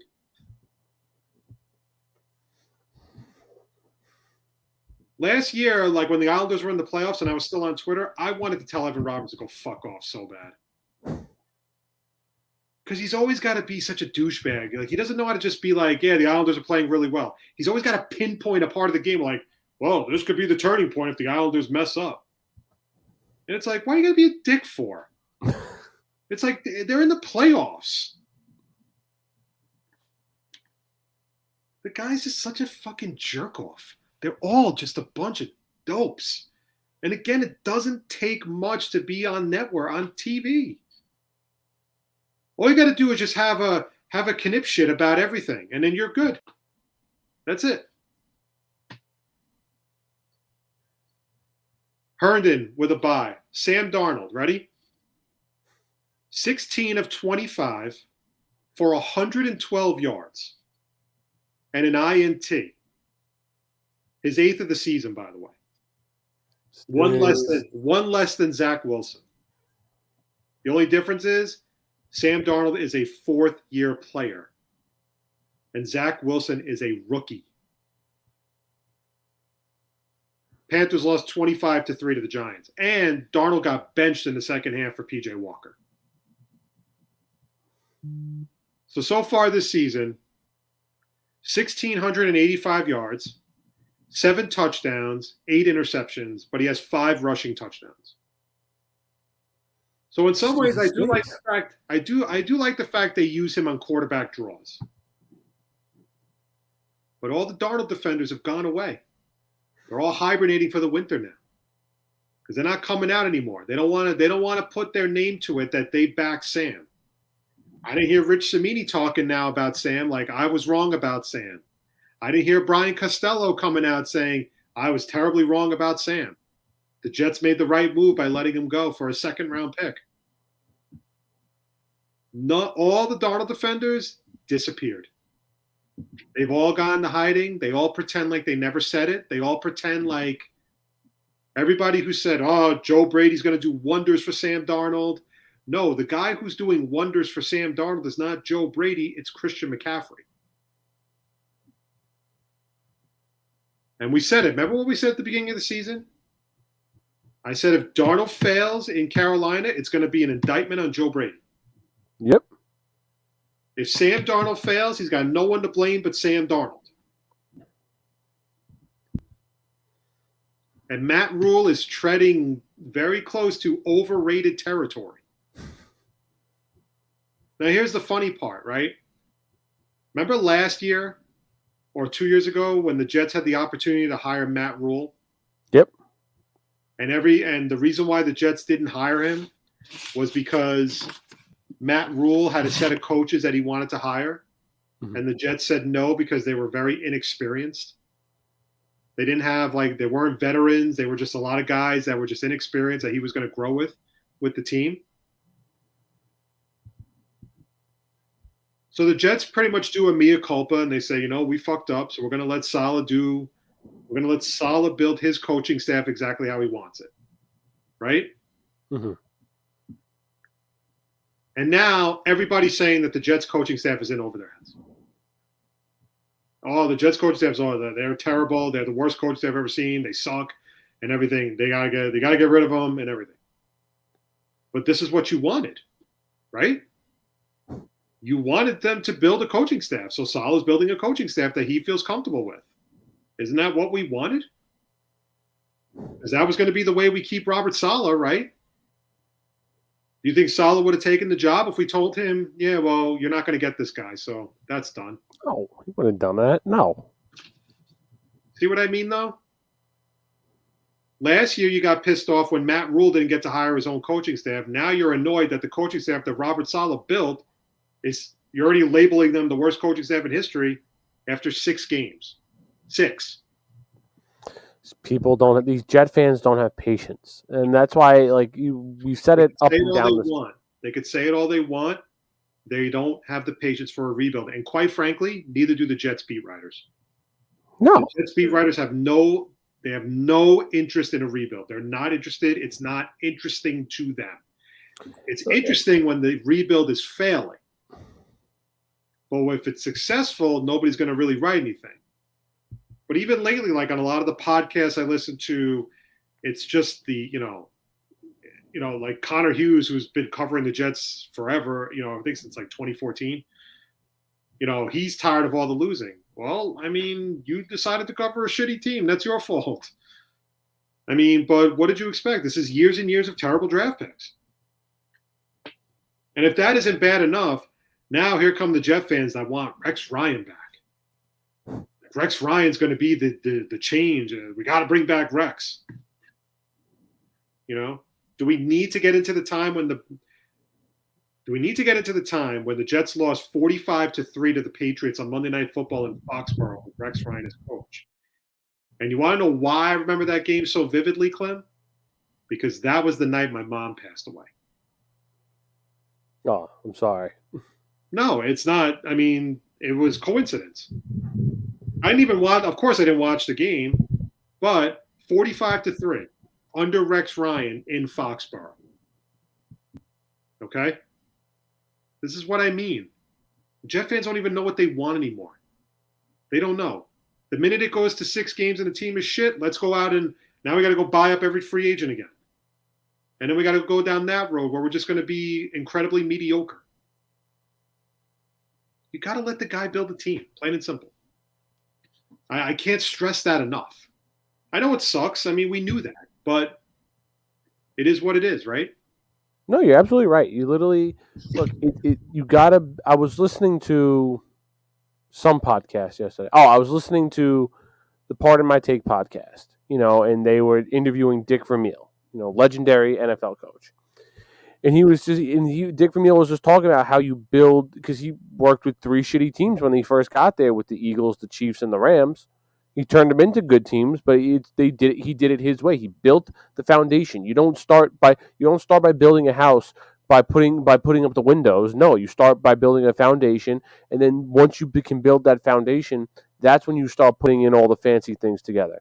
That's what Saleh and Joe Douglas are trying to do right now. The Jets were an absolute fucking dumpster fire before they got here. And now that they're here, Joe Douglas has made good trades. He's found good players in guys like Fatukasi and JFM. I mean, everybody gets on Corey Davis because he's dropped some passes, but the guy has 4 touchdowns on the season. He's on his way to having a 1,000-yard season. Which for a guy we haven't had in God knows how long. But it's like, but you got to play it out. Michael Carter, Ty Johnson, Elijah Moore, JFM, Quinnen Williams. These are the foundation. Carl Lawson. These guys are the foundation of the team. Mekhi Becton, Elijah Vera Tucker. And then you start building out the rest of it. You go get another pass rusher. You go build the interior line with a new center and a new guard, new right guard. But the thing about Douglas is he's stubborn. He wants guys at his, and I can't fault him for that.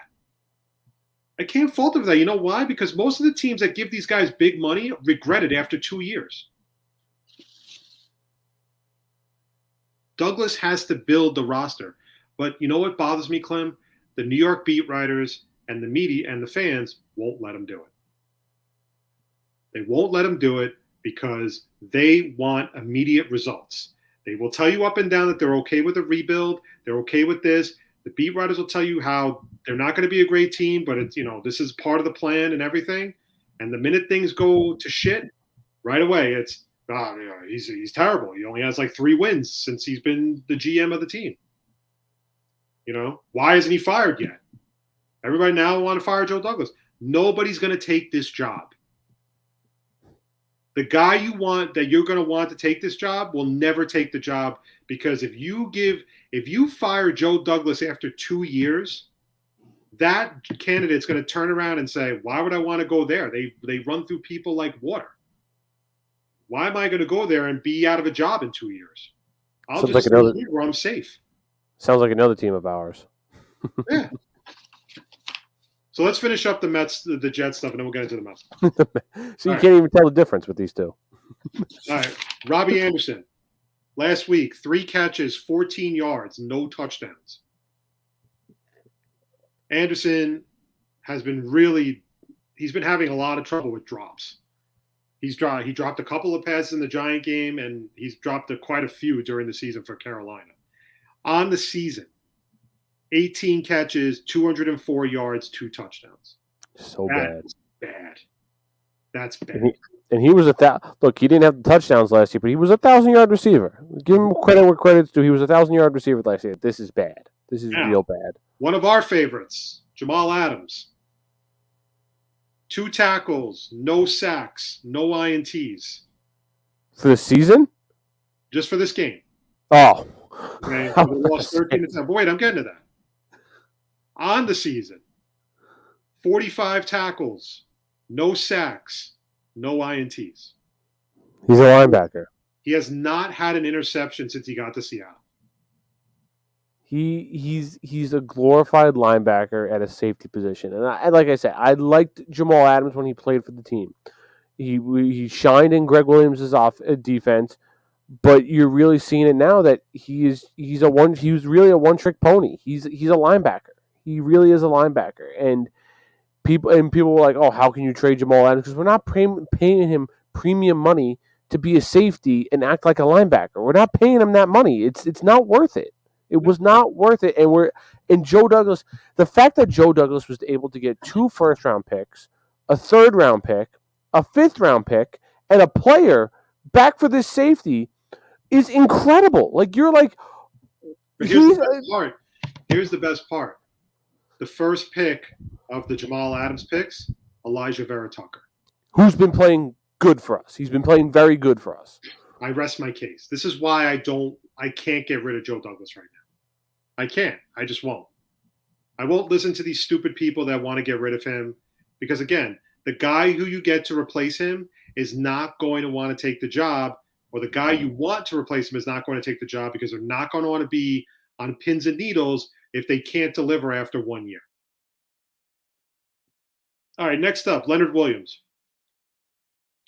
6 tackles, 1.5 sacks in the Giants' win last week over Carolina. For the season, 39 combined tackles and 4.5 sacks. I can honestly say he's playing better. Mm-hmm. Came out of the gate a little slow, but I think he's definitely played a lot better. And I'm glad he found his niche with the Giants. We waited around for him for a long time. We didn't, and it just wasn't working. I mean, at the time, we were loaded on the defensive line already with Sheldon Richardson, Damon Harrison, and Muhammad Wilkerson. So I didn't understand the Williams pick at the time, but it was still a pretty solid pick either way. Right. All right, Geno Smith. 12 of 22 for 167 yards, 1 touchdown, no interceptions. For the season, 507 yards passing, 3 touchdowns, 1 interception. I think he's keeping them afloat. I just think that he's not a starter. That's it. That's the best way you can describe Geno Smith right now. And like we said before, Chris Herndon was off this week, so we don't have any stats for him. All right, let's jump to the Mets before we get into the Ring of Honor stuff, because the Ring of Honor stuff is crazy. So the ultimate question at the end of the day has been, why won't anybody take the Mets president of baseball operations job? And it's a very fair question, okay? Everybody's turning him down. like everybody. The latest one was the Brewers general manager turned him down. The Cardinals general manager turned him down, and I think the Rays. I think they wanted to talk to somebody from the Rays, but I don't think they're interested. There's a lot to unpack about this whole thing right now. First things first. If I was a general manager candidate and you were going after my services, my first question to Steve Cohen is, what is Sandy Alderson's role with this team? Because right now, we don't know. Mm-hmm. We have no idea what it is. Because the last thing I want as a general manager or president of baseball operations is Sandy Alderson in Steve Cohen's ear while I'm trying to do my job. You're hiring me to build a roster. You're hiring me to change the culture and the poison of this team that's permeated this roster for so long. Okay? If I'm going to do it, it's my way or the highway. It's not my way or it's not Sandy's way. It's my way. You wanted me to come take this job. You need to stay out of my way and let me do it. That's the first problem. We don't know what Sandy's true role is with this team, and that's a problem for me. And I'm just a fan. Imagine the people that are being interviewed. They're probably like, well, who's running the team, him or me? And I think that's the first red flag right there. And if you want to know what I'm talking about, Klim, this is what I mean about Sandy Alderson. This is why I don't like Sandy Alderson. Sandy Alderson talks all this bullshit. He talks about how he doesn't want the role. He wants to get a president of baseball ops in so he can focus on the business side of it. Whatever the hell he's even doing. Is he even working, for God's sakes? If he's not building the roster, what the hell is Sandy Alderson doing all day? Right. Okay? Is he just there to have a, just take Steve Cohen's money and just be completely useless? Because quite frankly, that's what I think he is doing. He should not have a job with this organization right now. Especially when he oversaw the hirings of two people in Jared Porter and Zach Scott who had baggage. Jared Porter sexting female reporters. Oh, by the way, Mickey Callaway, that was on Sandy's watch too, if anyone remembers that. And then Zach Scott gets drunk and passes out in his car. Sandy Alderson needs to stay out of the way. Because you're not going to get the guy you want if he's meddling in affairs. And this is a prime example of what I'm talking about. The Mets didn't have to do this, and quite frankly, nor should they. But they made, in my opinion, a very premature announcement that Jeremy Hefner was returning as pitching coach. Now, Jeremy Hefner did a good job. I thought he did a good job with the pitching staff last year. I have a problem with it. Tyler McGill, I thought, pitched well. Stroman had a decent season. I think the Mets would have gone further if DeGrom was healthy, if Syndergaard maybe didn't have a setback. But here's the problem with the hiring. You don't have a manager. Mm-hmm. You don't have a manager. You haven't hired a manager. You haven't even hired a president of baseball operations yet. Why are you retaining a pitching coach? I don't care if Jeremy Hefner was really good. You have to get the first thing done. Let the guy hire his manager and let the manager hire his coaching staff. Mm-hmm. Now you have a situation where the manager has inherited a pitching coach that he may not want. Right. He may have a guy in mind to be the pitching coach of the Mets. He may have a guy to be the hitting instructor or to do whatever. But now he's got to inherit Jeremy Hefner, which makes no sense. No, you're absolutely right. And even to that point, like there have been already rumors of the Mets trying to make deals with Javier Baez and maybe going after a guy like Chris Bryant. Who's making these decisions? There's no GM. There's no president of baseball operations. But that's who's making these rumors. But that's the point. The Mets are once again shooting themselves in the foot with this decision making because they're not doing it by the book. And the first thing you do is you go and hire a president of baseball operations. You quietly have a meeting with Theo Epstein. You quietly have a meeting with Billy Beane and say, what can we do to get you here? We really need your help here. And I think that's the other reason why they're not taking the job is Steve Cohen. I think his Twitter stuff is really getting on people's nerves. When you tweet out something that says, hey, Met fans, who do you want us to get at the trade deadline? That puts an enormous ton of pressure on the general manager or president of baseball ops to make these moves. And what if they don't make them? Right. Then the fan base is going to rip the team to shreds. That's a problem. Any way you slice it, it's a problem. Now, so you have that. You have the Hefner hiring, which you don't really need to do. Okay, listen, Jeremy Hefner is a good pitching coach, but you know what this reminds me of, Klim? This reminds me of when the Cowboys wouldn't let Jason Garrett go for anything when he was offensive coordinator. When he was their initial offensive coordinator before he became head coach, they paid him like a head coach to stay there as offensive coordinator because they didn't want to lose him. What is so freaking special about Jeremy Hefner that you can't risk losing him for a manager who can bring in a guy that he feels comfortable with that works well with pitchers? Why are you putting a target on the manager by saying you can manage the Mets, but he needs to stay? That's like you can be the GM of the Jets, but you got to keep Rex. Remember that shit? And that's how he got stuck with John Idzik because no real good candidate wanted to keep Rex Ryan. But Woody stepped in and said, you can be the GM of the Jets, but you got to keep Rex. That's it. And that's why they got a lot of, I'll pass. Because they don't want to keep Rex. They want to hire their own guy. So why are the Mets making these moves? Why are the Mets talking about doing negotiations with Javi Baez? You're already undermining the new boss's position by closing deals with guys that he may feel don't fit his vision of the Mets. Mm-hmm. Like, why is this so hard? Why can't the Mets organization figure this out? And this is a fucking organization with guys with Yale, Harvard educations, okay? Ivy League educations, or from some of the top schools in the country.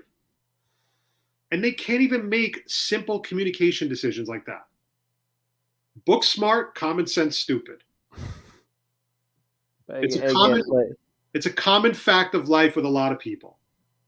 But they really do just in like you said, they really just do have to figure out what's Sandy's role in this whole thing. They got to find someone to be the president of baseball operations. They got to, because then you can find a GM, then you can find a manager who, if you didn't see the breaking news on the bottom here, on the cool I saw ticker, Bob Melvin signed with the Padres. Great signing for the Padres, honestly. It's a great move. Good for them. But again, why can't the Mets just say, okay, let's get the boss in place first. Let's hear the vision. Nobody's interviewing with them, Klim. Nobody. That's the problem, too. They're not getting interviews. It's not even about whether they want to take the job or not. They're not even getting interviews. That's troublesome. That's a red flag. It's a red flag. Because honestly, if I'm other people, like front office guys in this league, and I just saw Billy Beane, Theo Epstein, the Rays, the Cardinals GM, the Brewers GM, all turn down interviews, I'd be like, what the fuck's going on over there that they're all turning down interviews? Because again, I think that these guys are just happy where they are. They're on winning franchises already. St. Louis was in the wild card. They reeled off 17 straight wins. But again, I don't know. I don't understand why the Mets do this to themselves all the time. They deserve the criticism. Mm-hmm. They deserve the criticism. 1,000%.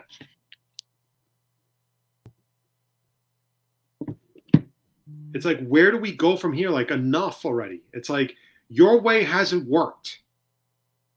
It's time for you to start letting other people run the show. And at this point, I would not have a problem with Zach Scott being the president of baseball ops. And I know what people are going to say. Well, you just had a DUI. Okay, so what? You know how many players get busted for DUI? And they're given second chances to go do whatever they want to do. Zach Scott wasn't a bad assistant GM or whatever his title was.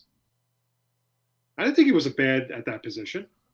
No, you're right. But the thing, I don't think they were committed to Zach Scott being the GM just because of the fact that the shit that went down with He sunk Jared. himself, basically. He sunk I said himself. the shit that went down with Jared Porter happened very early on in the season, and Zach Scott's title for the rest of the season was interim GM. If they were really committed to Zach Scott being the GM, they would have just made him, okay, yeah, this is our GM. He's not the interim. He's going to be the official GM for the whole season. And I don't think they were committed to him, unfortunately, and I don't think they're committed to him now. And that's the thing that's troublesome. And again, we don't know nobody's even taken an interview with the Mets, let alone been offered a job. Exactly, because it went from, Billy Beane's a surefire candidate. He's going to be the GM. We were talking about we didn't want Billy Beane. Not that we didn't want Billy Beane here, but like Billy Beane, connection with Sandy Alderson. It makes perfect sense. Blah, blah, blah, all this shit. And he didn't even want to take an interview with the Mets. But then at the same time, then there was a report that said that Cohen was the one handling the interviews and everything, and Alderson wasn't really involved. So that's another red flag. So now you got Cohen, who's inexperienced talking to baseball people, professional, executives for baseball teams about a job, and then what the hell is he asking these guys? Bring back Brody. No, you can't trade Michael Conforto. Bring back Brody. Klim, honest to God, I really believe he's one of the most underrated general managers. I think he was a terribly underrated general manager by the Mets fans. He made the deals that you guys wanted. Okay, you didn't want to give up Jared Kelenic. Big deal. But he made splashy moves. Mm-hmm. Now, if I put Brody with Cohen's money, now I got something. If we have Brody with Cohen's money, we will have Starling Marte and Chris Bryant and Javier Baez and Marcus Stroman this offseason. Yeah, because he'll just spend. But right now, this position is toxic. Any way you look at it, it is a toxic position. It's not getting any better. Why? And you don't really know why it's toxic, but you have a general idea. And it's because we don't know what Alderson's role is. The Mets are making these really weird moves, under the radar moves, which is already undermining the potential executive. Even another one that was kind of lost in the shuffle was that Alderson promoted his kid to assistant GM. So now I have this guy's son working under me, who's going to go to his dad and tell his dad, "Oh yeah, you gotta believe you can't." Not gonna believe what this guy wants to do. And then Sandy's gonna go to Steve Cohen and say, "Yeah, we can't let him do that." You're under. It's a shit show. Then you have the situation with Jeremy Hefner. Why do you feel the need to bring the guy back? Like, I get it. He had a good season with the Mets. I get that. But let the new manager make that decision. Yes. Because if you want my honest opinion, I don't think everybody's going to be lining up to have Jeremy Hefner be their pitching coach. No, he did an okay job. Is he one of the top? Is he top 15? I don't think so. But he did a solid job for the Mets. He really did. So, that's where we're at with the Mets. And the thing is, now there's talk of a work stoppage in December, which could definitely hurt some of the plans. But right now, if I didn't know any better, I think Alderson wants the job. I really believe that. I think he wants the job. All right, before we get out of here, we're going to talk. We're going to segue into some wrestling. We won't waste our time with WWE and AEW. But one of the big stories, and it's kind of an under the radar type of story that broke yesterday on Ring of Honor's website and Instagram and social media pages, is they've decided that they're going to be taking a break for the rest of 2021, and they're going to be coming back with a reimagining of the Federation in 2022. Now, what that means is, I don't know. But basically, it's pretty telling because Ring of Honor really hasn't been able to have many shows. This year alone, they only recently started having people back at shows. But federations like that thrive on tickets, and they thrive on going on tour and all that stuff. And It just isn't working out. So something really had to give. Now, as a result of that, though, they basically released their entire roster. Okay? Which made things very interesting among the indie circuit as well as WWE and AEW. Because if people have never seen Ring of Honor before, Ring of Honor has a lot of talented wrestlers. There's a lot of good talent on that roster. And I remember going to the G1 Supercard at the Garden with with them in New Japan. And the opening match was Will Ospreay. Will Ospreay's amazing. He's good. I've seen his stuff on YouTube. He's good. Amazing live. And, of course, Jay Lethal, so the question ultimately becomes is where do you think these guys are going to go? And I mean, look, and I'm going to read off some of the names, and this is how talented this roster really is. And I don't really know the entire roster of Ring of Honor. I don't really know much about their women's division except for Angelina Love. But, I mean, I'll give you an examples. Ready? Here's the first one off the top of my head. Jay Lethal. Jay Lethal. I mean, WWE going after him would be huge.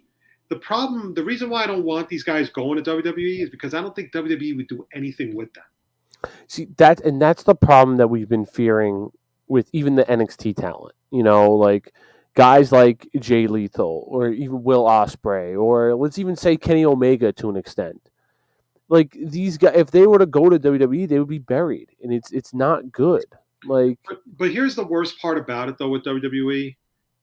They're very big now on forcing talent down your throat. They don't let things build. They don't let things like age like a fine wine. They just fucking force it right down your throat. Prime example. I am not personally a big fan of the new NXT. I don't think it's that good. I'm not really crazy about the wrestlers in general.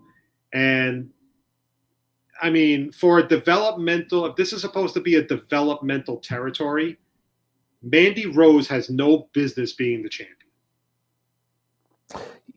Right, but I love Toxic Attraction. I think they're good. I think it's good stuff. Okay, but here's how I would have done it better.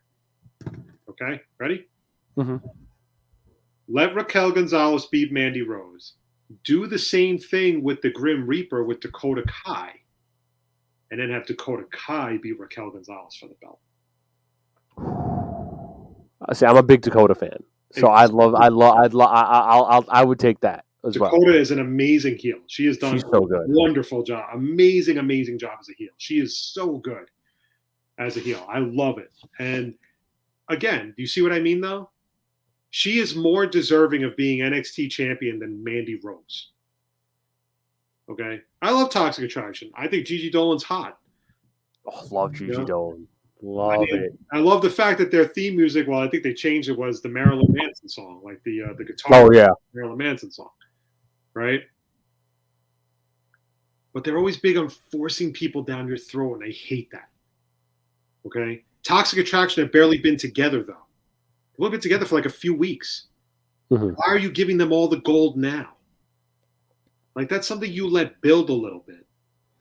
Well, even like the big rumor going into, you talk about people shoving people down their throat. The big rumor going into Halloween Havoc this past Tuesday, was that Braun Baker was going to beat Tommaso Ciampa for the belt. That was the big rumor. Yeah. And again, why are we forcing these guys down their throat with titles? Let it build. WWE is such a tough time doing that. They're so eager to just force them down your throat. Mandy Rose has boobs. She can't wrestle, but she's got boobs, and that's why she's going to be the champion. She's not a talented wrestler. No, I don't think she is. I would say she's above some of the other women's wrestlers we've seen, but the women's division in WWE has been taken off for the past 5 years with talent like Bayley, Sasha, Becky, Bianca Belair, Raquel Gonzalez, Rhea Ripley, Nikki Cross. The list goes on and on and on. And they're all way better. They're deserving of championships over Mandy Rose. So, I mean, at the end of the day, that's fine. That's how WWE does things. You can't really, they're never going to change their mind. But so we said Jay Lethal, right? Let me continue. Jonathan Gresham, another talented wrestler. Although he's more likely to go to Impact because he's married to Jordan Grace. So, Matt Taven, Mike Bennett, with Maria Kanellis, Kenny King. Man, these are just some of the these are the guys, man. PCO. You ever seen PCO? That guy's a freaking psycho. Follow his Instagram. PCO is not human. Right? It's the funniest shit you'll ever see. Like, it's hands down the funniest stuff. The Briscoes. Dalton Castle. Marty Scurll. You ever seen Marty Scurll? His gimmick is awesome. He's good. Marty Scurll is very good. I like him. Right? Roosh. I mean, they are loaded with talent right now. Now, the thing is, I don't know what AEW is going to do because AEW just gave big money to Adam Cole, CM Punk, and Bryan Danielson. I mean, look. Any more guys. But the thing is, right now, if you were a Ring of Honor guy, would you really want to go to AEW? I don't know, man. I really don't know because, I don't think money's a problem. Tony Khan has fuck you kind of money. But it's like. But CM for example, one guy you didn't mention was EC3. I don't think he's taken his talents back to the WWE. So I think him, and especially for EC3, like my friends who I did my wrestling podcast with, they were before, like they were telling me, like they were giving me the rundown on who EC3 was. They were hyping him up like he's going to be the next champion in WWE. They were saying he's such a good talker on the mic. He's this, he's that. I'm like, I'm excited. I got generally excited for EC3 to make his debut in WWE. And I watched them, and they buried him immediately. I was like, this is what I'm supposed to be watching, guys? And they were like, no, don't believe. Like, so, like, I think a guy like EC3 would benefit from either going to Impact or AEW.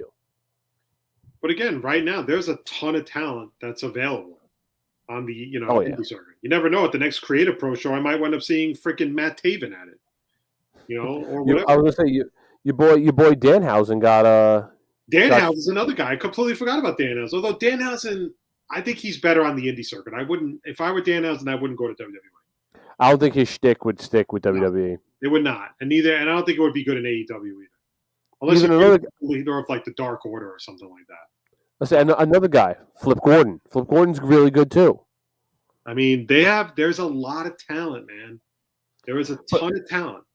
But the one good thing I will say about this, like, there are plenty of promotions for these guys to go to. You have WWE, you have AEW, you have Impact, you have NWA, you have New Japan.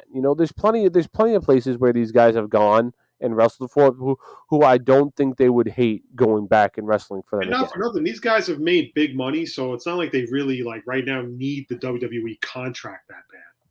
Right. They've made a lot of money in Ring of Honor.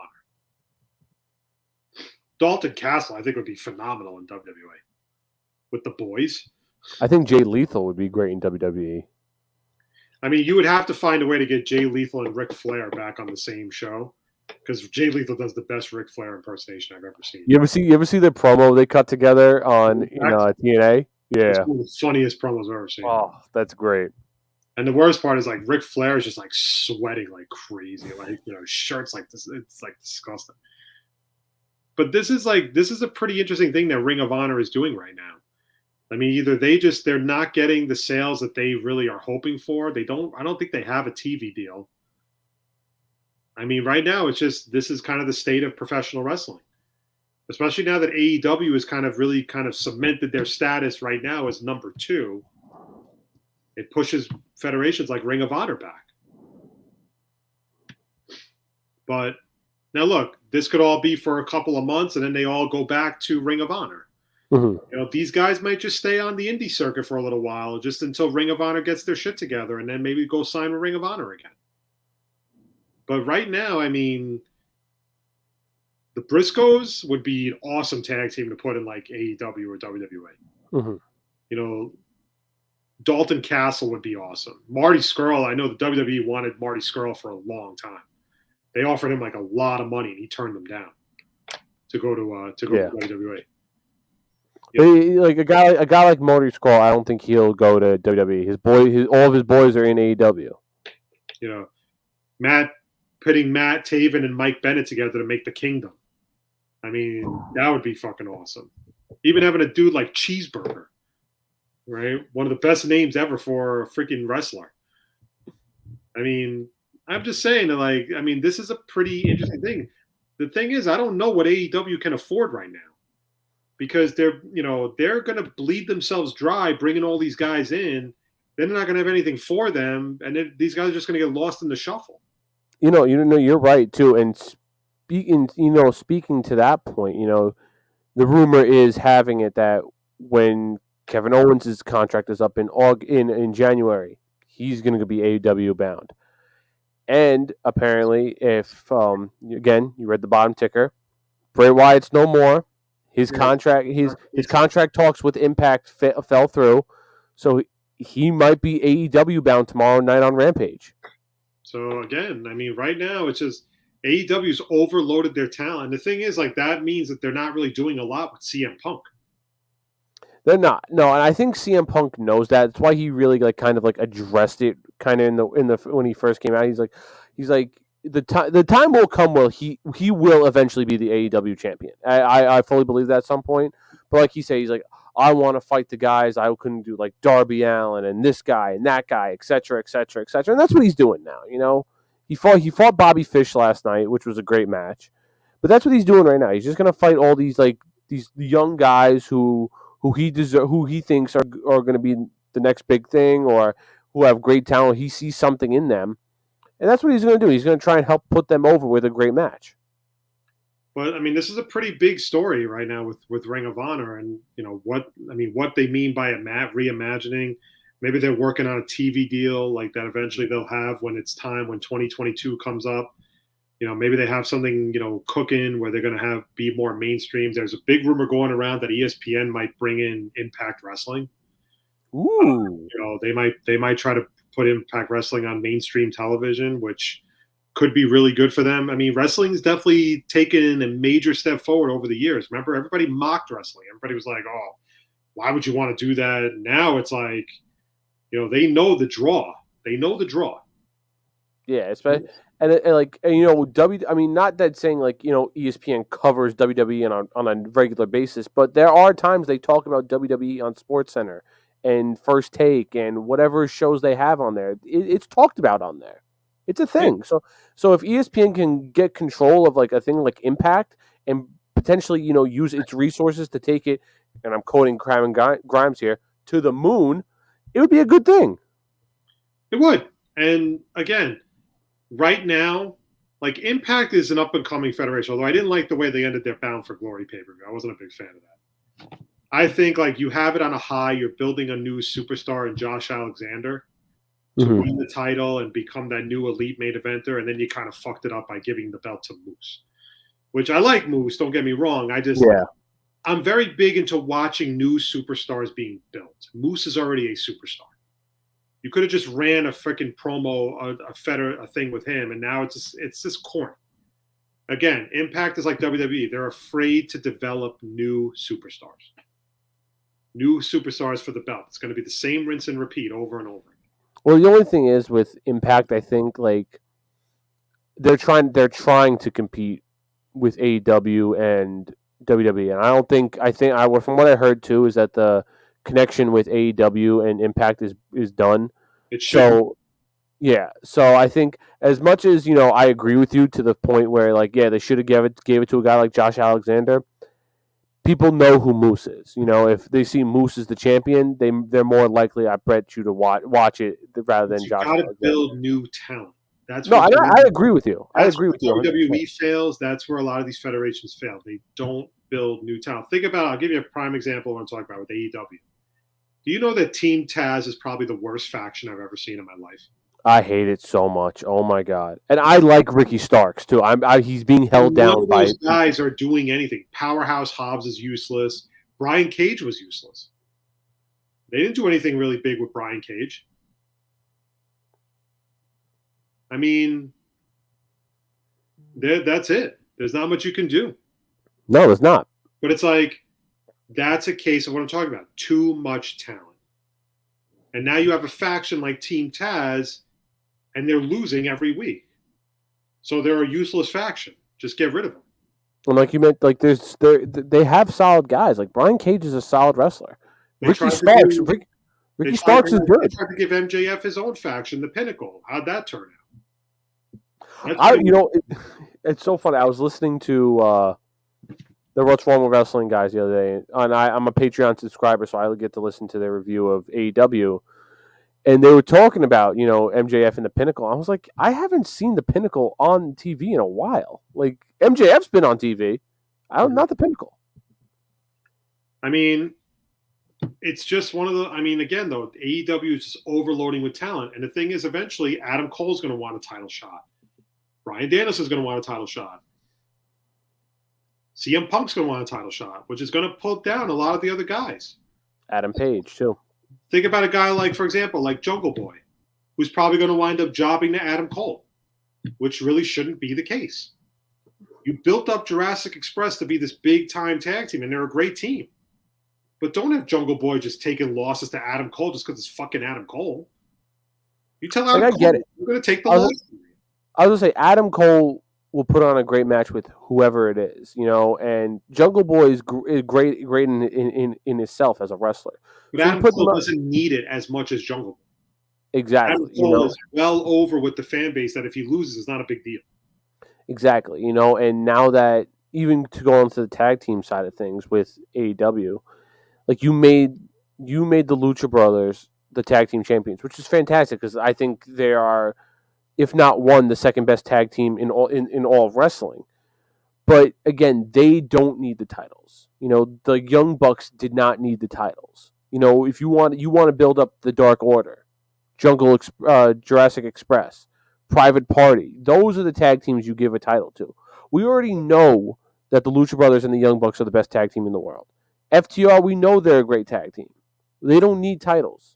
The other teams, the other guys need titles because if you're a new person wrestling and you want to, like you said, build up your young talent, give them the titles. Again, it's just, I'm very curious to see how this ROH stuff plays out. Because I'm curious to see, like, if, they really go, if WWE really tries to bring in, because WWE, I think, has the resources to do it. I don't know if AEW does.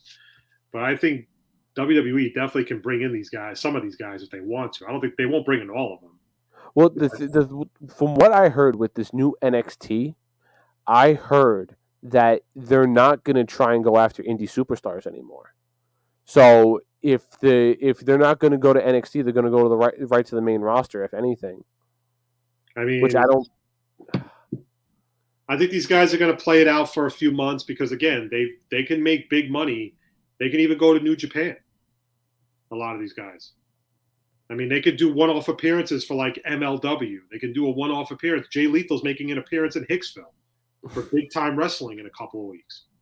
Yeah, so, they can, and they'll get paid handsomely for a one-off appeance. No, exactly. And even like when we talked to Jack Tomlinson a few weeks ago, like I asked him, I was like, if you had which one would you go to, WWE or AEW? And he said it'll always be, the contract is always going to be for WWE. People want to wrestle in WWE. That's the big thing now. Everyone wants to wrestle there. That's always will be the big show, no matter what. No matter how big AEW gets and whatnot, it's WWE. You want a contract there. We'll end on this note. I think it's a case of that's the dream, but when they get there, they kind of live a nightmare because their creative freedom is taken away from them.